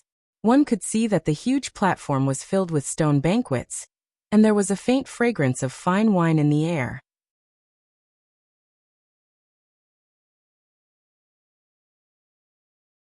Chapter 1082. In the middle of the 2 rainbow bridges, a line of golden characters appeared, indicating that the sects in the top 1,000 in the immortal world would be seated in the Immortal Palace in the sky, while the sects below the 1,000 would be seated below. When the sect leaders of the various sects arrived here, they immediately knew who was better and who was worse. Most of them couldn't help but look up at the majestic Immortal Palace in the distance, and felt a little regretful. After all, There weren't many outsiders who could see the true appearance of the Immortal Palace. If they missed this opportunity, they were afraid that there wouldn't be another chance in the future. However, there were some things that they couldn't control. On the contrary, those sects that were barely ranked in the top 1,000 were a little surprised. In the past, in some occasions, the ranking was often ranked in the top 50 or 100, at most within the top 200. They didn't expect that even these sects that were ranked in the top 1,000 would have the opportunity to enter the Immortal Palace. From this, it could be seen that the Immortal Palace was preparing for a grand wedding celebration. For them, to be able to see the true appearance of the Immortal Palace was also an honor. After going back, they would have the capital to brag about it, so it wouldn't be considered as a wasted trip. However, for the sect leaders of the top sects, many of them had been summoned by the Immortal Emperor at the Immortal Palace. Although it was called a summon, it was actually a disguised form of submission. For these proud and arrogant people, the Immortal Palace represented a period of shame in their lives. Being able to sit in the Immortal Palace was nothing to be happy about. At the entrance of the Golden World and the Rainbow Bridge, the Grand Commander of the Immortal Palace, Eli, personally stood on the side to welcome the guests. On the other side, there was a marked place for guests to receive gifts. There was a row of guards helping the Immortal Emperor to receive the wedding gifts. In the distance, there was a magnificent Immortal Palace that was glistening with multicolored light, as well as this dazzling and magnificent Golden Kingdom. This caused those sect leaders who had just arrived to be extremely shocked. Perhaps the sects didn't lack such worldly things like gold, but it was impossible for them to take out so much gold. What was called grandeur? This was the true grandeur of an emperor. Anything that was accumulated to the extreme was enough to shake people's hearts. Under the lead of the Immortal Palace's guards, the group walked for almost an hour before they reached the bottom of the steps of the majestic Immortal Palace. Most of them were shocked by the Immortal Palace's silent sovereign king's aura. From the bottom to the top of the 36th step, there were 6 sets of 12 long golden tables on each side. The tables were already filled with fine wine and delicacies. At the center of the 36th step, there were 2 extremely luxurious dragon and phoenix thrones, and the delicacies on the table were even more sumptuous. The 12 seats below were naturally prepared for the 12 great immortal monarchs. As for the 2 dragon and phoenix thrones in the middle, who would dare to sit on them except for Jin Tai and Ji Wu? On both sides of the stairs, 10 long rows of golden tables were set up. There were a total of 20 rows on both sides, and each row had 50 seats, exactly 1,000 seats. In the middle, there was a 100-meter-wide aisle in the air. Under the guidance of the guards of the Immortal Palace, they began to take their seats according to the ranking of their sections. The sect leader of the Heartless Palace, Wang Qing, sat on the first seat on the left side of the steps, while Wan Bushing sat on the first seat opposite of Wang Qing. Long Sheng of the Hidden Dragon Villa was right next to Wan Bushing. At this time, nearly 1,000 people couldn't help but look at Wan Bushing and Long Sheng, because the 2 of them were too conspicuous. Everyone came alone, but the 2 of them brought a girl. Moreover, it was the pair of clowns who were notorious for fighting for a man's affections in the immortal world. Why did it feel like they were making a scene? Some people who had a good relationship with the 2 of them secretly sent messages to them, admiring them. "You 2 old guys really have guts." The faces of the Sheng and the Sheng were slightly dark, and they happened to be leaning against each other, so it was impossible for them not to be conspicuous. Even Wang Qing, who was sitting opposite of them, couldn't help but look at the 2 old guys. In fact, they did not expect that the Immortal Palace would have such a clear seating arrangement. They had thought that it would be fine to let the 2 juniors mingle with the crowd of tens of thousands of sects to attend the banquet. Who would have thought that when they arrived in front of the Immortal Palace, there would be more than 9,000 sects divided according to their sects. And the remaining 1,000 people were assigned 1 position for each sect. Now there would be something to see. The 2 old guys were full of regret. If they had known this earlier, they would have asked Wu Xiong when they were outside the Paradise Immortal Realm. After knowing the situation, they would immediately ask the 2 girls to leave. Now it was hard to get off the tiger. Fortunately, the Immortal Palace was not stingy. The length of the long golden table was enough to accommodate 2 people. And the guards of the Immortal Palace didn't express any doubts about the 2 extra girls. However, the 2 girls were cramped and didn't dare to raise their heads. Under the pressure of the Immortal Palace, they realized how small they were, and that they had caused trouble. Their intestines were green with regret. The 2 girls' ears were filled with the angry voices of the 2 sect leaders who had nowhere to vent their anger. Their heads were so low that they almost hit the table. In the magnificent imperial garden of the Immortal Palace, a white-robed scholar strolled barefoot with his hands clasped behind his back on a small path in the garden. He looked at the garden that was filled with all kinds of flowers, trees, and pavilions that were carved out of gold. Everywhere was golden and dazzling. As he wandered, he saw Jin Tai, who was walking from the front palace to the back palace. He immediately walked to the middle of the road and blocked Jin Tai's way. Jin Tai's slender eyes shone brightly, and he said in a deep voice, "I'm warning you, don't make trouble at this time. I'm here to congratulate you on your wedding. Why would I come to make trouble?" Bai Qi said with a smile and reached out to touch the golden robe embroidered with dragons and clouds. Jin Tai unceremoniously waved his hand to block the other's demonic claws, and said coldly, "Are you so kind? Have I been blind for so many years? It's more likely that the sun has risen in the underworld. You don't come without a reason. If you have something to say, just say it. If you don't believe me, I can't do anything." "Oh right." Bai Qi waved his hand and pointed at everything around him that was shining with gold, and said, "Other people's imperial garden is full of exotic flowers and plants. You have nothing but gold here. I'm giving you face by saying you're vulgar. Will your bride be able to endure your perverted fetish? Ji Wu, that girl, is a rare beauty in the world. Aren't you afraid that you'll ruin her on your golden bed? Bai Qi, this is not a place for you to behave atrociously. Get out of my way." Jin Tai shouted in a deep voice. Bai Qi chuckled and got out of the way. After watching Jin Tai's figure disappear into the harem, he crossed his arms and mumbled to himself with an annoyed expression, "That boy with a messy fate was chosen by Jin Tai to sing." In the vast golden square below the Immortal Palace, countless golden-robed guards suddenly appeared from all directions. They lined up neatly and stood there motionlessly, almost filling the entire square.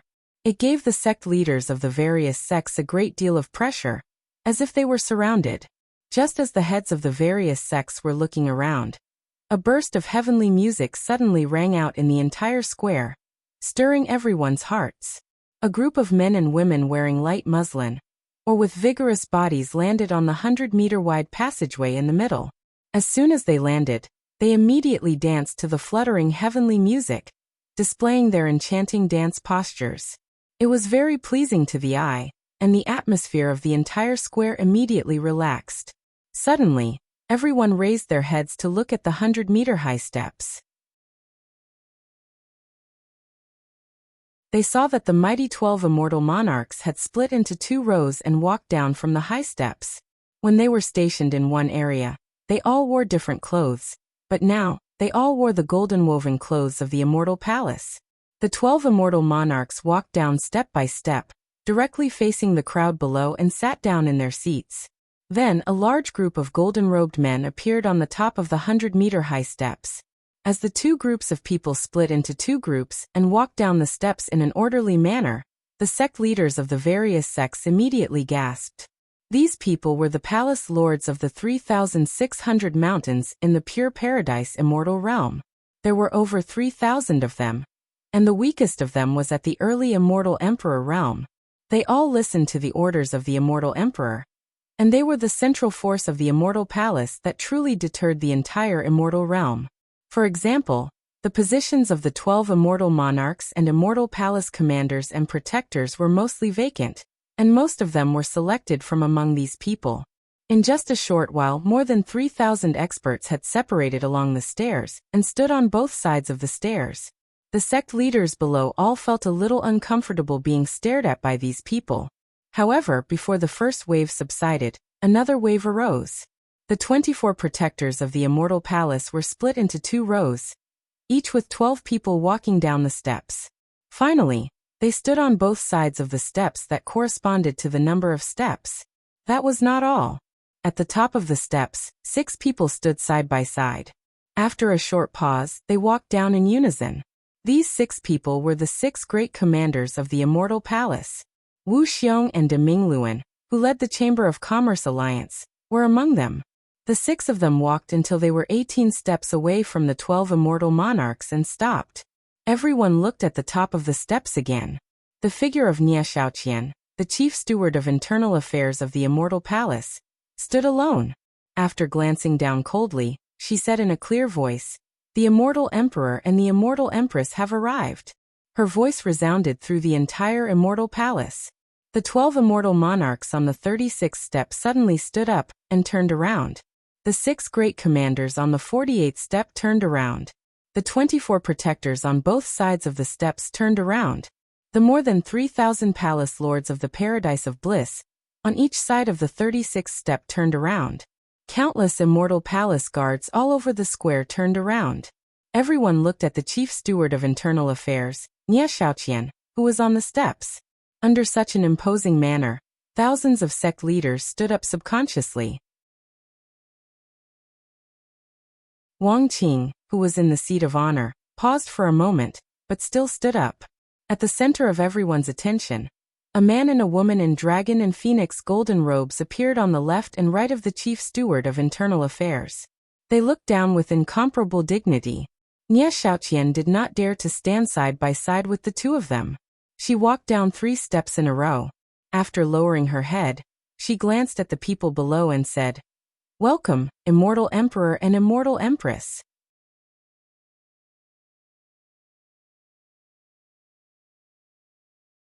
Chapter 1083. The ethereal celestial music had long since stopped, and the dancing men and women all stood with their hands clasped behind their backs. Nie Xiaoqian quickly walked to the side and knelt to the men and women high above. She respectfully and loudly shouted, "Your subjects congratulate Immortal Emperor and Immortal Empress on your wedding." She was the first to congratulate them, and the others just had to follow suit.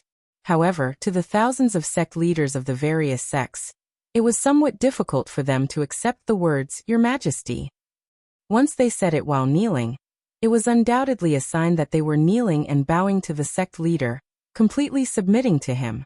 However, before they could think too much about it, the palace lords of the 3,600 mountains of the immortal realm of bliss on both sides of the platform had already knelt down on one knee in front of the lofty men and women.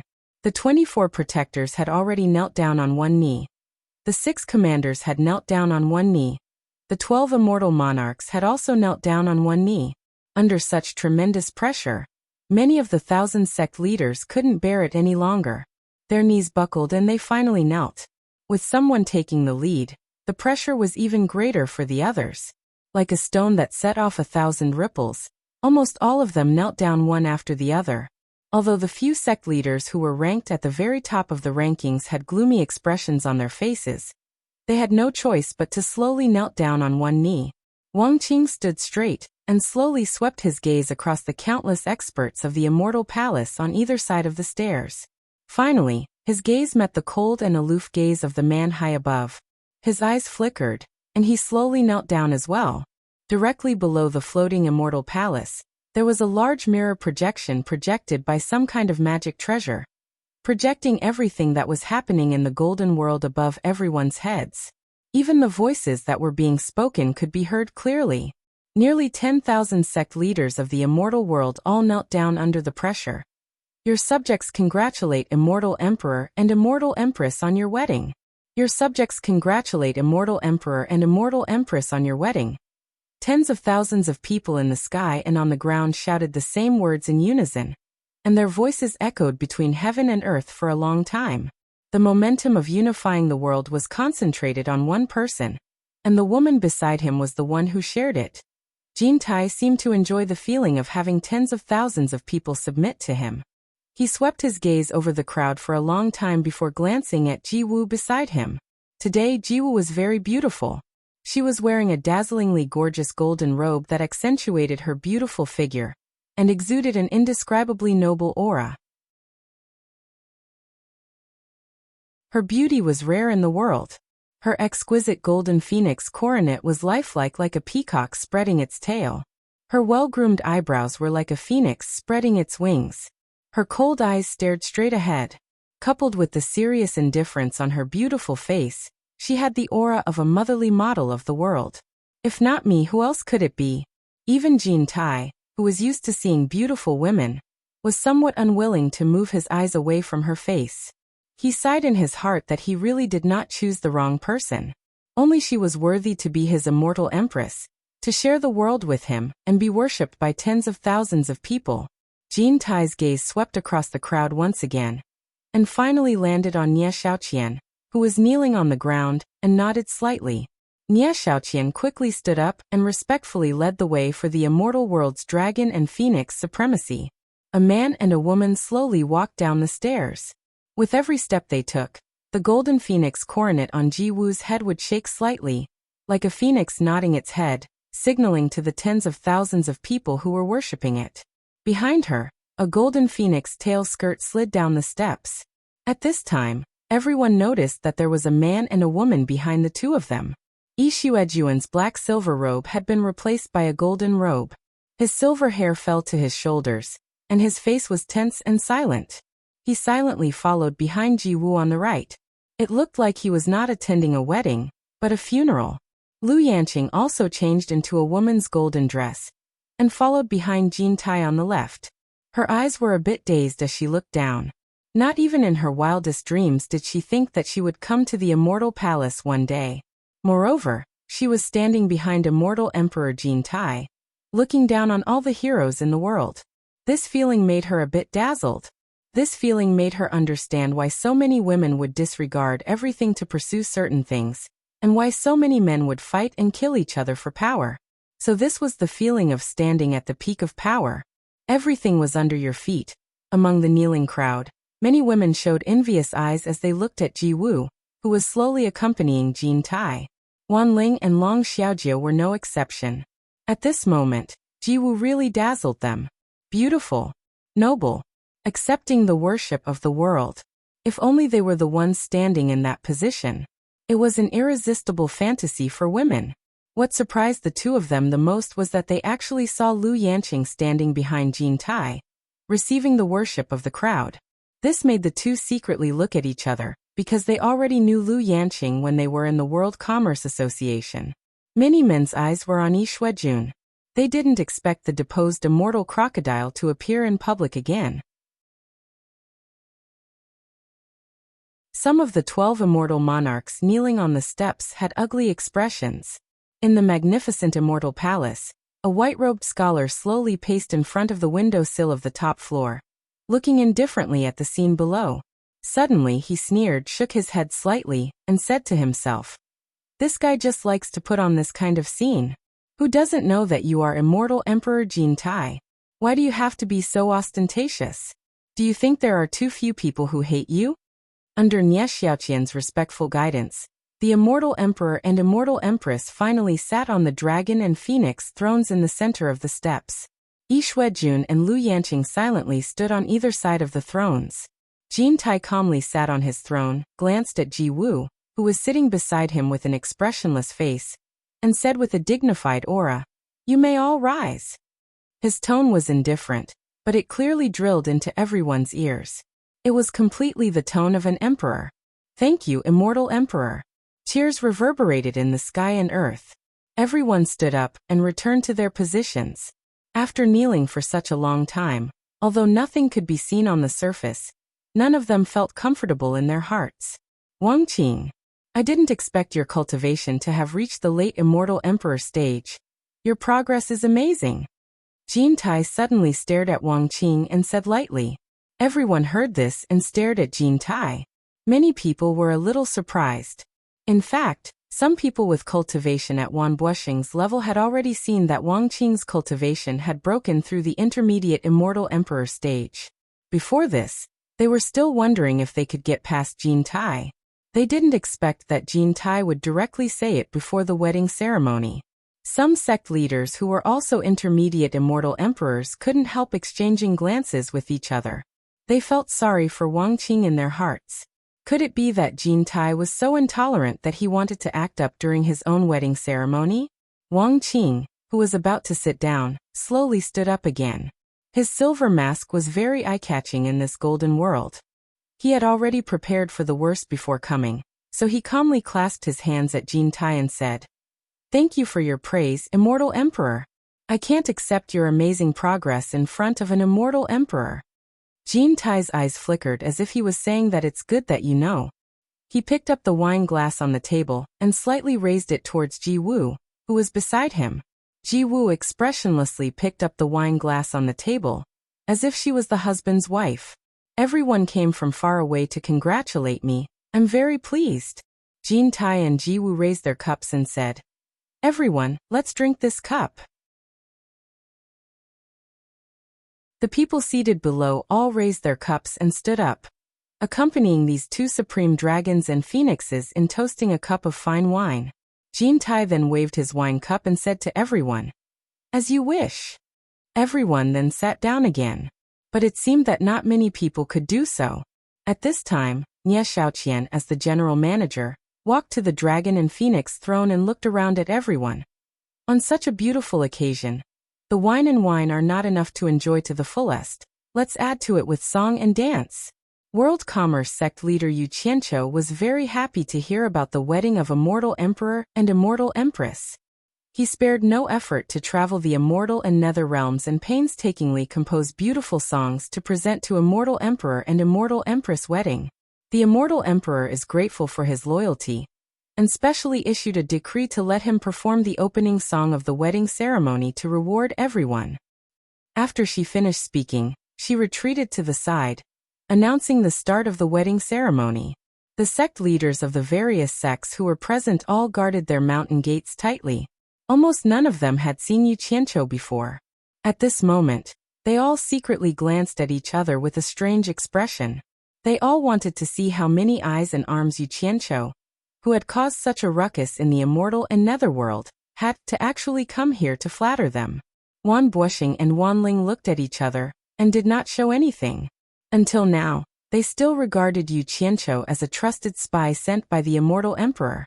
They always thought that this was just an act, nothing more than a way for the Immortal Emperor to show himself.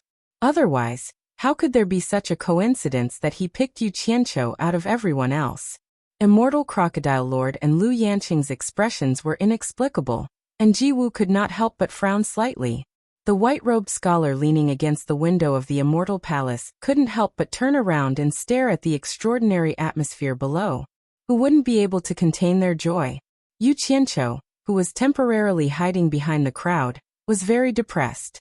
Once these words spread, he would become a vile person who rushed to flatter the Immortal Emperor.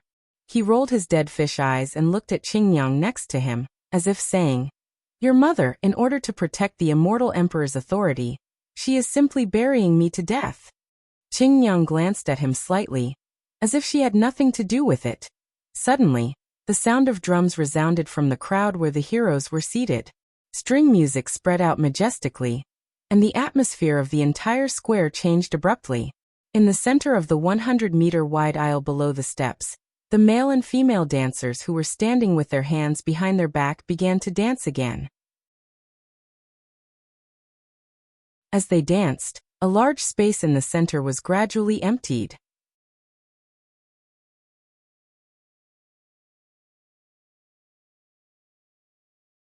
Chapter 1084.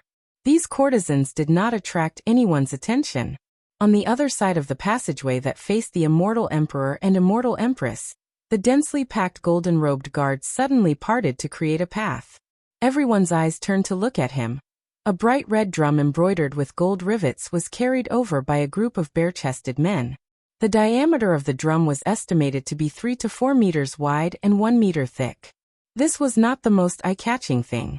The most eye-catching thing was the person standing on top of the drum. A golden-robed man stood on top of it with a majestic aura. Everyone suddenly felt that the golden robe on this person's body gave them a feeling of fear and trepidation. They subconsciously looked at Kim Tai, and then turned their heads to look back. The golden robe of the person standing on the drum was not the golden robe worn by ordinary people from the Immortal Palace. It was exactly the same as the golden robe worn by Jin Tai. The coiling dragon cloud sea that covered the robe, and the golden crown on this person's head. It could be said that other than the person's appearance, everything else was exactly the same as the immortal Emperor Jin Tai's attire. Wow! The crowd was in an uproar. The heads of the various sects, the people on the steps, and the people standing around were all shocked. They could not believe that there was such an arrogant person who dared to be so arrogant in front of the immortal Emperor Jin Tai. Wan Ling and Long Xiaojiu's mouths were wide open. Ji Wu, Yishuejuan, and Lu Yanqing were stunned.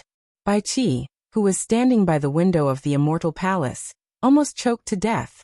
He was so shocked that his jaw almost dropped. He muttered to himself, "What is this kid trying to do?" This was the reaction of those who knew Yu Qianqiu. Not bad. The person standing on the drum was none other than Yu Qianqiu, who was pretending to be awesome. After a while, everyone gradually calmed down because they found that the immortal Emperor Jin Tai and the chief steward of the Immortal Palace, Nie Shaoqian, did not seem to be moved by this person's treachery. Everyone came to a realization. It was just a show, but it was scary enough. At this moment, Yu Qianqiu, who was standing on the drum and being carried over, pretended to be awe-inspiring as he scanned his surroundings. He asked himself in his heart, and realized that even the pretentious actions of his 2 lifetimes combined couldn't compare to this one. Although he found the feeling of looking down on all living things, he couldn't help but smile bitterly in his heart. With this show, his wisdom in this lifetime could be considered to have been shattered to pieces, and he could never pick it up again. The drum suddenly became rhythmic. Under the accompaniment of the string music, a group of bare-chested men carried Yu Qianqiu on the drum like an emperor inspecting the world. When the drum was carried to the center of the passageway, a gentle and melodious string music permeated the cadence of the drum. Nearly 100 dancers wearing golden gauze clothes descended from the sky, surrounding a gorgeously dressed woman in the middle, and blocking the front of the drum. They turned a blind eye to the drum, and began to dance in front of it. Their dance was exquisite and elegant, like 100 blooming flowers. Everyone held their breath. Yu Qianqiu raised his foot and stepped on the drum. The drum was placed firmly in the center of the passage by those shirtless men. At the front, there were dancers dancing like flowers. The woman in the middle was dancing to the front of the crowd. When she turned her head, she suddenly saw Yu Qianqiu standing on top of the drum. Her dance came to a halt, and her expression became infatuated, as if she had seen a lover she hadn't seen for a long time. Everyone held their breath and couldn't help but look back at Ji Wu, who was sitting next to the immortal Emperor Jin Tai. This woman's clothes were almost exactly the same as Ji Wu's. The only difference was that her clothes were lighter and more translucent. It was obviously for the convenience of dancing. The majestic Yu Qianqiu on the drum suddenly changed. He looked at the woman in front of him with a gentle gaze. 100 female dancers slowly pushed Ji Wu, who was dressed like Qingyang, towards the drum. At this time, Yu Qianqiu also jumped down from the drum. 100 bare-chested men rushed out from the side of the drum, and slowly pushed him towards the other side. Gradually he who was wearing the dragon robe, stopped when he was only a step away from her, who was wearing the phoenix coronet. Their eyes met, filled with tenderness and reluctance to part. Ho! Ho ho ho! The group of bare-chested men slightly swayed their upper bodies and chanted, as if they were encouraging Yu Qianqiu to do something. Under everyone's encouragement, Yu Qianqiu suddenly pulled Qingyang over, and carried her by the waist. Then he turned around and walked towards the drum. The 100 men quickly ran back and used their shoulders to form a human bridge in front of the drum.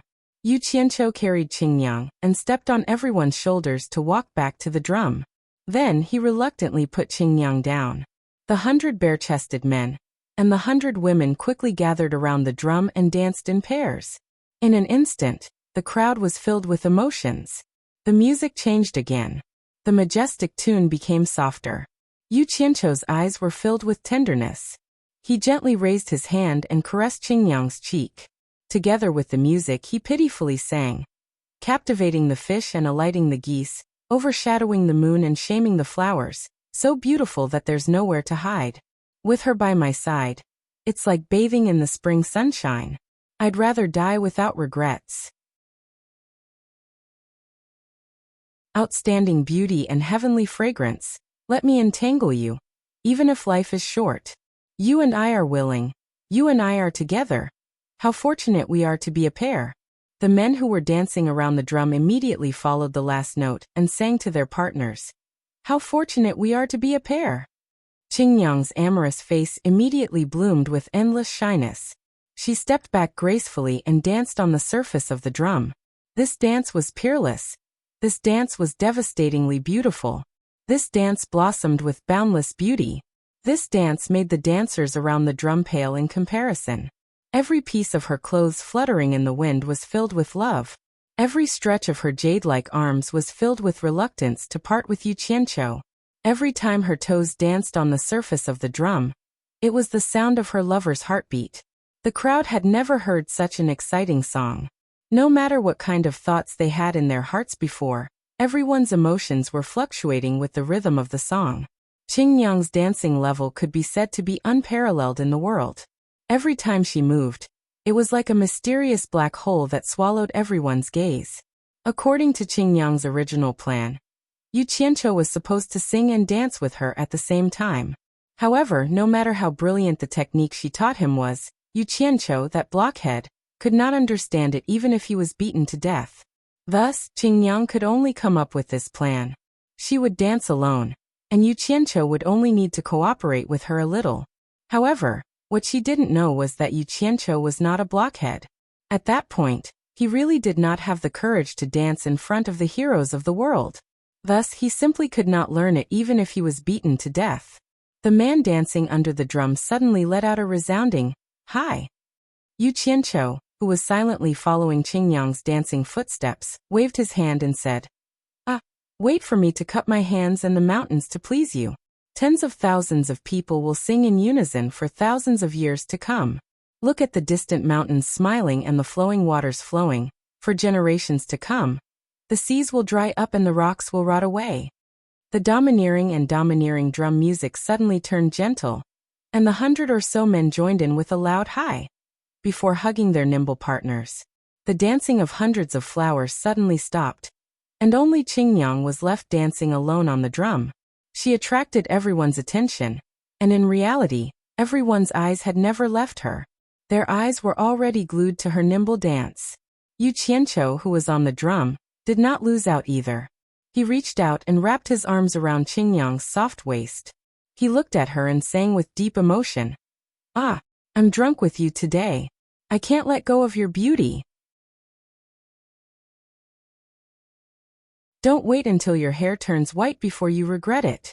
I'm drunk with you today. I can't let go of your beauty.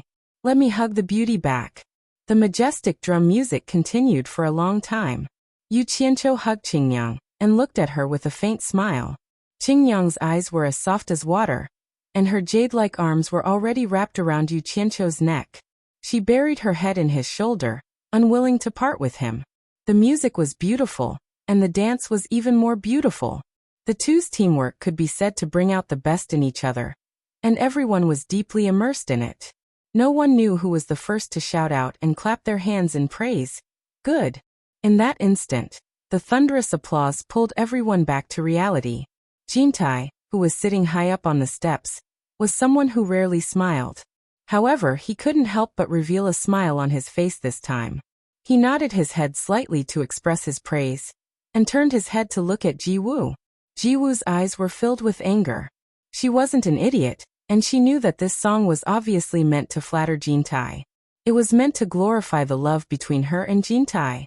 If it was true, then it wouldn't matter. However, the two of them seemed to be united on the surface, but at heart, they were divided. However, when she suppressed the anger in her heart, she couldn't help but bite her lips. She stared at Yu Qianqiu, who was still pretending to hug Qingyang, with a complicated expression on her face. There was one thing that even she couldn't deny. If this song was not meant to flatter, it was indeed a song that moved her heart. It was a pity that the male protagonist described in the song was not the person she liked.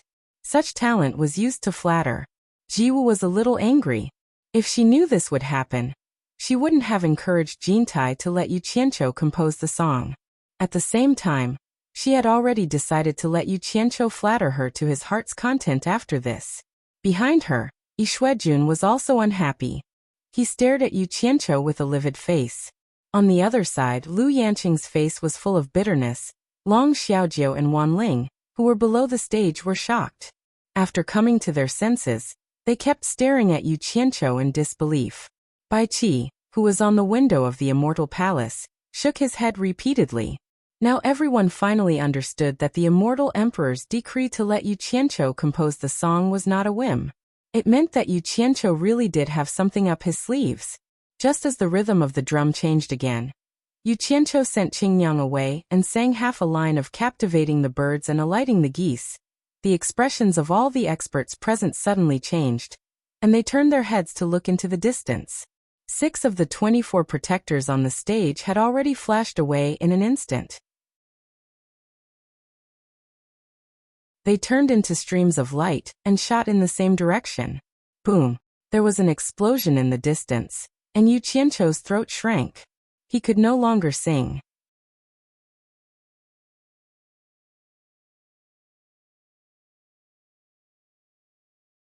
Chapter 1085. After a moment of chaos, the drumming also stopped. Yu Qianqiu, who was disguised as Jin Tai, and Qing Yang, who was disguised as Ji Wu, both stopped. The two of them, who were standing on top of the drum, turned their heads to look in the direction of the explosion in astonishment. The two of them were wearing eye-catching outfits, and they were truly a perfect couple. At this time, head steward Nie Xiaoqian, who was standing on the steps, was distracted for some reason. She looked at the two people on the big drum, and her eyes were not as cold as the head steward's, but more motherly love. Even the explosion in the distance didn't wake her up immediately. It wasn't until the man and woman stopped their performance that she suddenly woke up. "How dare you trespass into the blissful immortal realm, Dai?" A series of shouts came from afar, followed by a series of explosions. "You overestimate yourself." A cold snort sounded. Yu Qianqiu's expression changed. This voice was so familiar. It couldn't be? After the cold snort, a series of miserable screams rang out. The clouds in the distance changed drastically. The faces of the people of the Immortal Palace on the stand changed. The heads of the various sects looked at each other. The situation was very clear. Someone was trespassing into the blissful immortal realm, but they didn't know who it was.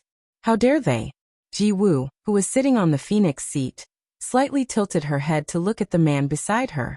The majestic Jin Tai's expression didn't change, but under his slender eyelids, his eyes were as cold as a knife. Chief Steward Nie Xiaoqian, who was standing below, immediately understood what was going on and said in a clear voice, "Since there are honored guests here to support the wedding of the Immortal Emperor and the Immortal Empress, why don't you all leave now? There's no need to stop them. Let the honored guests come here." The shocking sound in the distance suddenly stopped. It was unknown how many people participated in the killing of the intruder, but judging from the sound, there must be a lot of people. A stream of light quickly shot over. Before the people could see the appearance of the intruder clearly, a red cloud had already left the hand of the intruder. Wind and thunder surged, and it quickly attacked the singing and dancing place below. The two people standing on the drum were shocked. Qingyang was an early-stage Immortal Emperor. She reacted quickly and grabbed Yu Qianqiu. The two of them quickly hid among the guards. Boom! Jin Ju transmitted his voice. The ground shook, and the drum was instantly blasted into pieces by the red cloud. Of the 200 or so dancers, those with high cultivation quickly dodged, while those with low cultivation suffered on the spot. The ground was a pool of blood, and in the midst of wailing, dozens of kabuki fell to the ground, twitching. However, this destructive power alone was not enough to cause any harm to the sect masters sitting on the two sides of the passageway. A mere stellar energy was enough to withstand the residual power of the explosion. Under the pressure of the gang qi, a large number of things fell from the two sides of the front row near the passage. There were fragments from the explosion of the drum and pieces of red cloth fluttering to the ground. Even though the power of the explosion was not great, the shock in everyone's hearts was indescribable. Someone dared to attack in front of Immortal Emperor Jin Tai in the Immortal Palace? Moreover, what day was this? The Immortal Emperor's wedding? Who dared to forcefully interrupt the Immortal Emperor's wedding? Who was this arrogant to such an extent? Was he not afraid of death?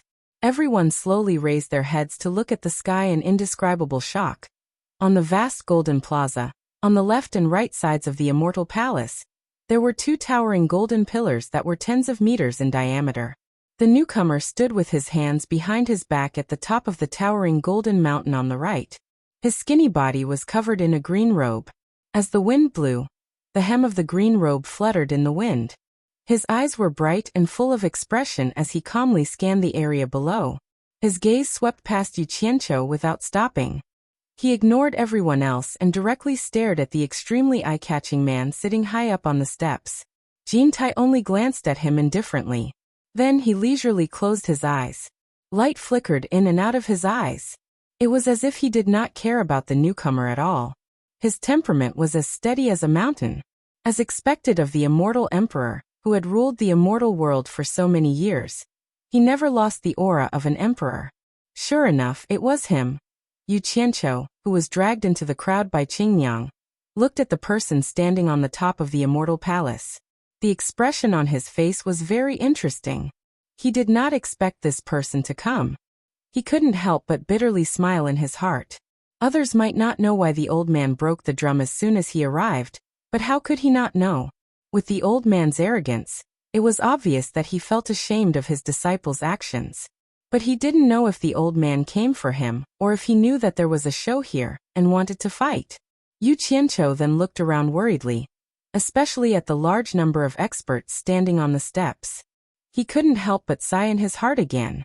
The old man's style of doing things really couldn't be judged by ordinary people's thinking. He was too straightforward. Another dazzling appearance. In his dictionary, the word low-key didn't seem to exist. The person who came was his master, Bai Changchun. The originally leisurely white-robed scholar in front of the window of the Immortal Palace froze when he saw the person who came. His eyes immediately narrowed.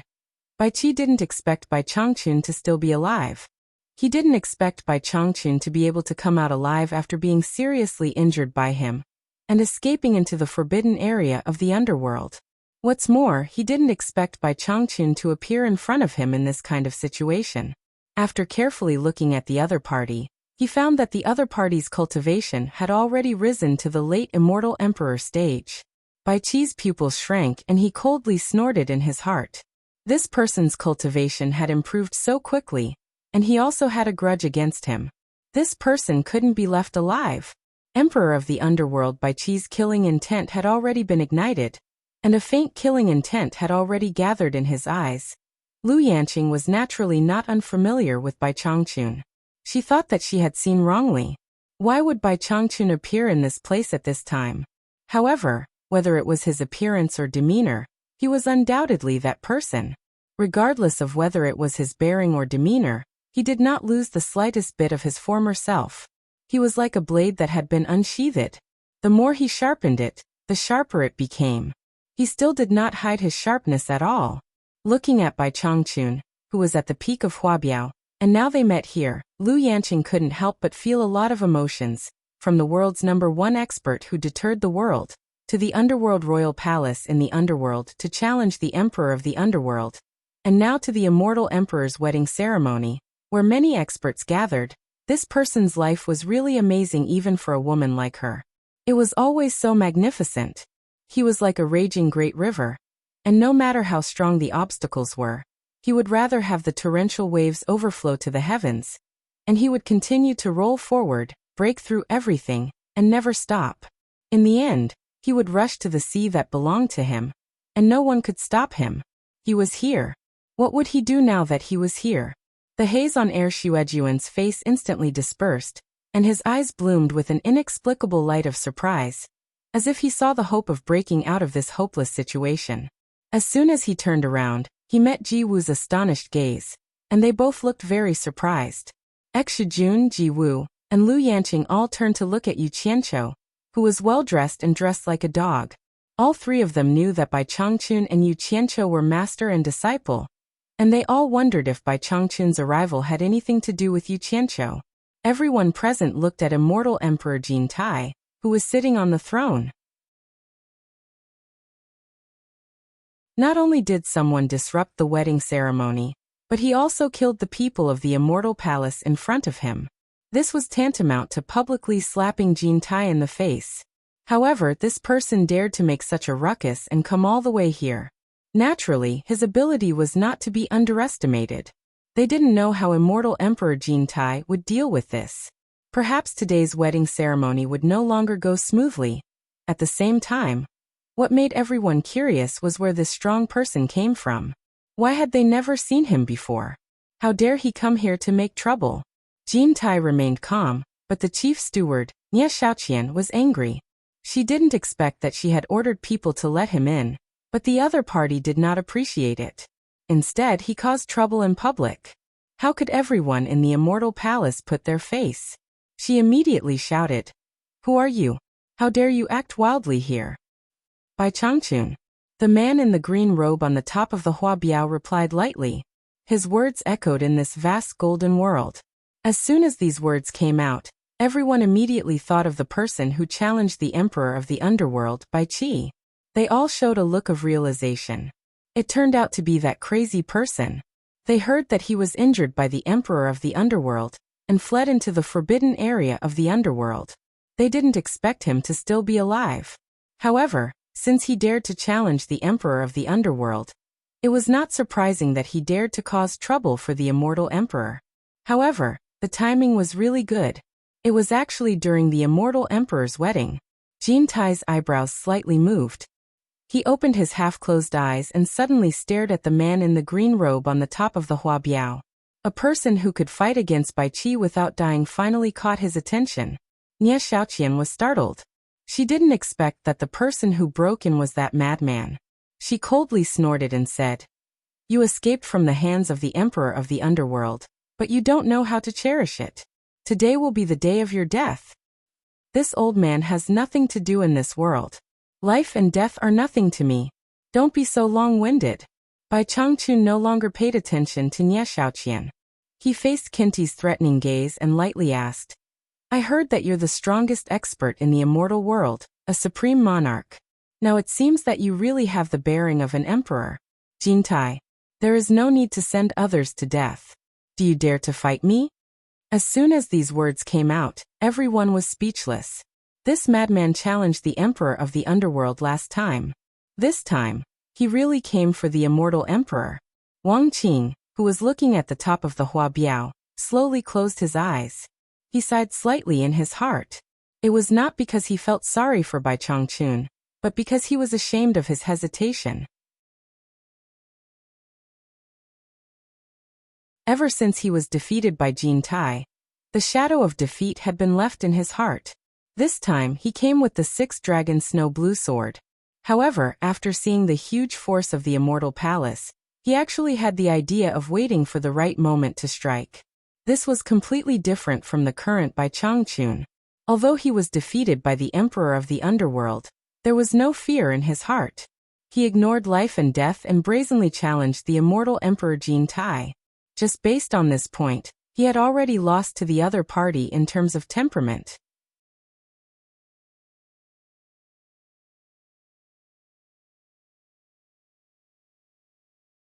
Chapter 1086. How dare you? How dare you? They were eager to show their loyalty, but did not know the immensity of heaven and earth. A large group of people flew out from below, and in the blink of an eye, thousands of people jumped out. They were all frogs at the bottom of the well, thinking that they were the biggest nobodies in the Immortal Palace. Protecting the dignity of the Immortal Palace was secondary, and they wanted to take the opportunity to show their strength to their superiors. The sect leaders shook their heads secretly. Did they really think that the other party wouldn't dare to kill them in front of the Immortal Emperor?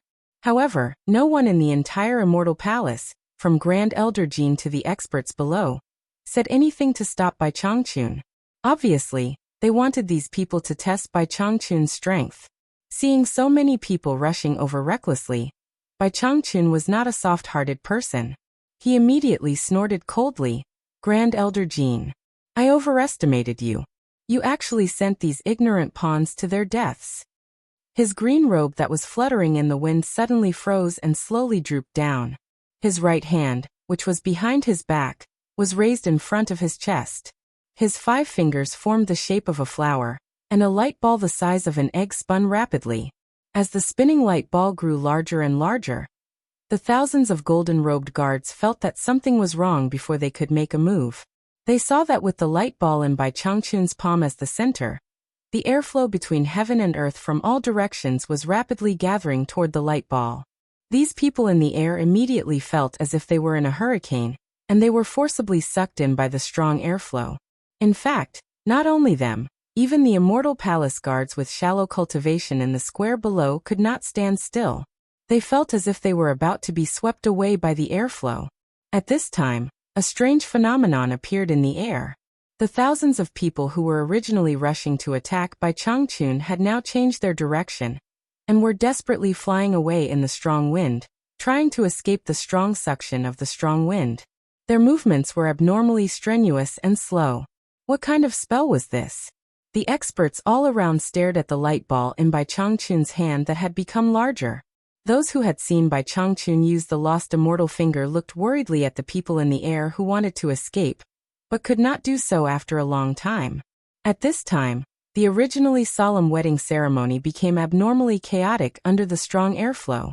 Nie Xiaoqian's expression changed slightly. If so many people from the Immortal Palace were to die at the wedding, how could the Immortal Palace bear it? One had to admit that those who were eager to show off had made the right bet. Although their lives were worthless to the Immortal Palace would not sit back and watch them get into trouble on such an occasion. Nie Xiaoqian glared at the 6 people standing below and shouted, "Where are the law enforcement team? Capture this madman alive or dead." Among the 6 commanders standing below, Gao, who was in charge of the law enforcement team of the Immortal Palace, quickly walked down a flight of stairs. He waved his hand and pointed at Bai Changchun, who was standing on the platform, and shouted with a solemn expression, "Law enforcement team, kill without mercy." As soon as he gave the order, countless streams of light flashed from all directions. Gao himself took the lead and charged toward Bai Changchun. "Good." Bai Changchun shouted decisively. It was as if he had no interest in dealing with these small fries. They were the ones he was waiting for. The ball of light in his hand had already condensed to the size of a wash basin. He stood on the platform and spun rapidly with the ball of light, turning into a ball of clear shadow. He had also used all his hands, and his 10 fingers quickly interspersed with the wash basin-sized ball of light. In an instant, the surface of the golden pillar flower burst forth with an intense radiance. Countless finger-sized rays of light rapidly burst forth, and like a dense rain, they splashed in all directions, almost at the same time as Bai Changchun made his move. Yu Qianqiu cursed inwardly. This old man might not even recognize his own family when he was angry.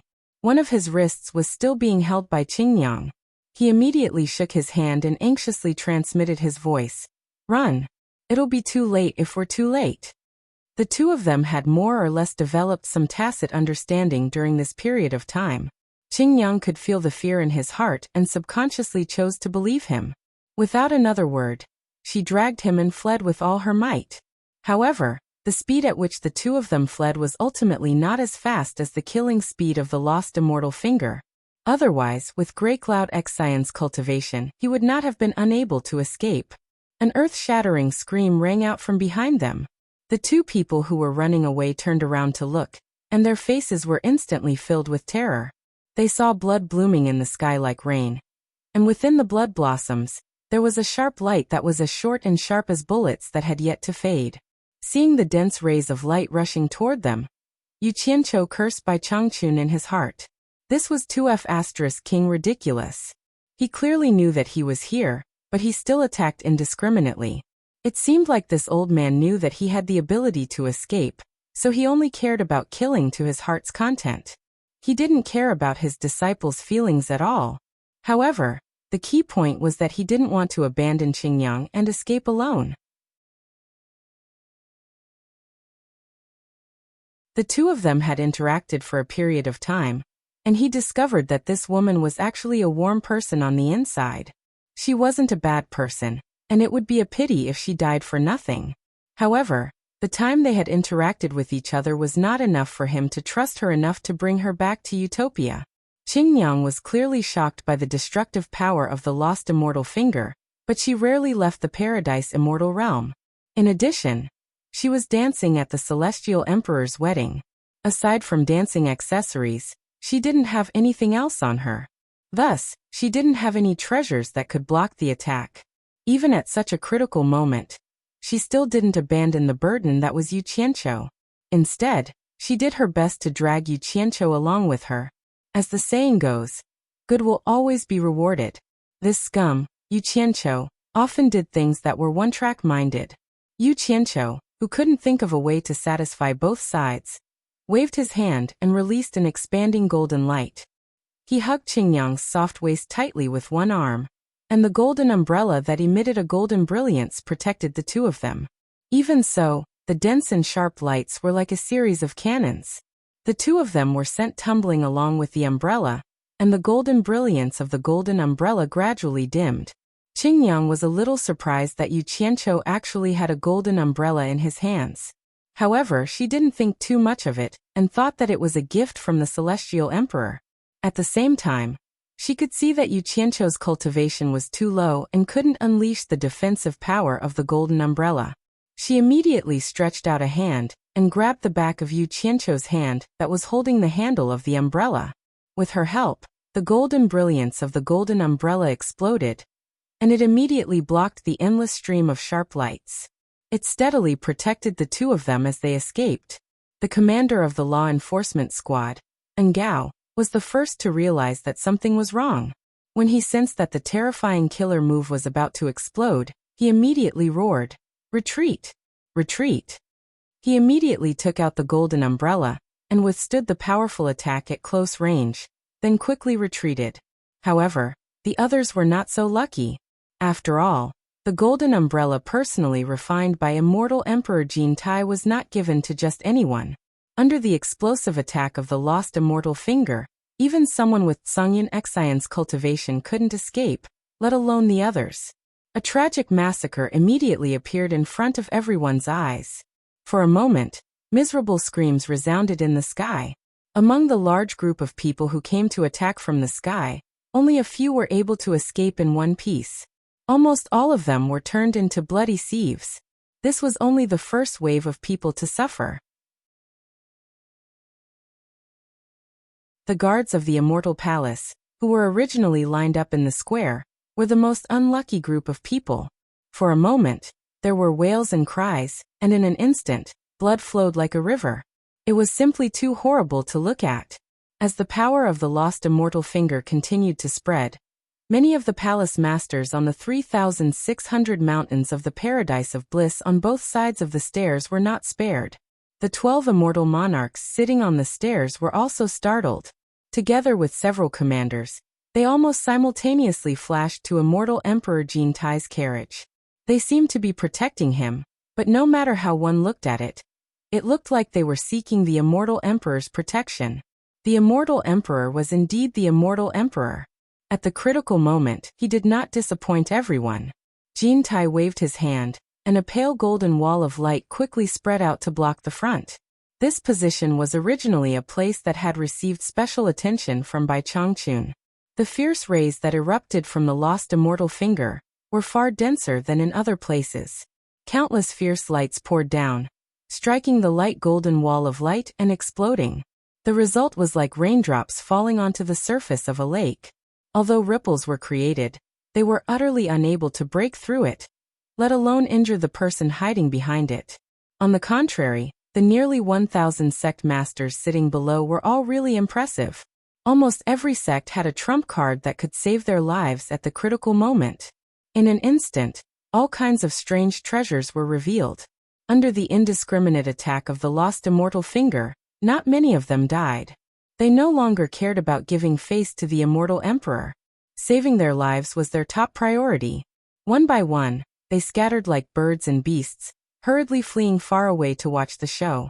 However, there was a blue-robed man with a silver mask on his face who didn't flee. He sat there as steady as Mount Tai, and when the beams of light shot towards him, he touched the snow-blue ring on his left hand's index finger. After which, his hands moved like a phantom, and he used the powerful defensive power of the snow blue ring to destroy the beams of light that shot towards him.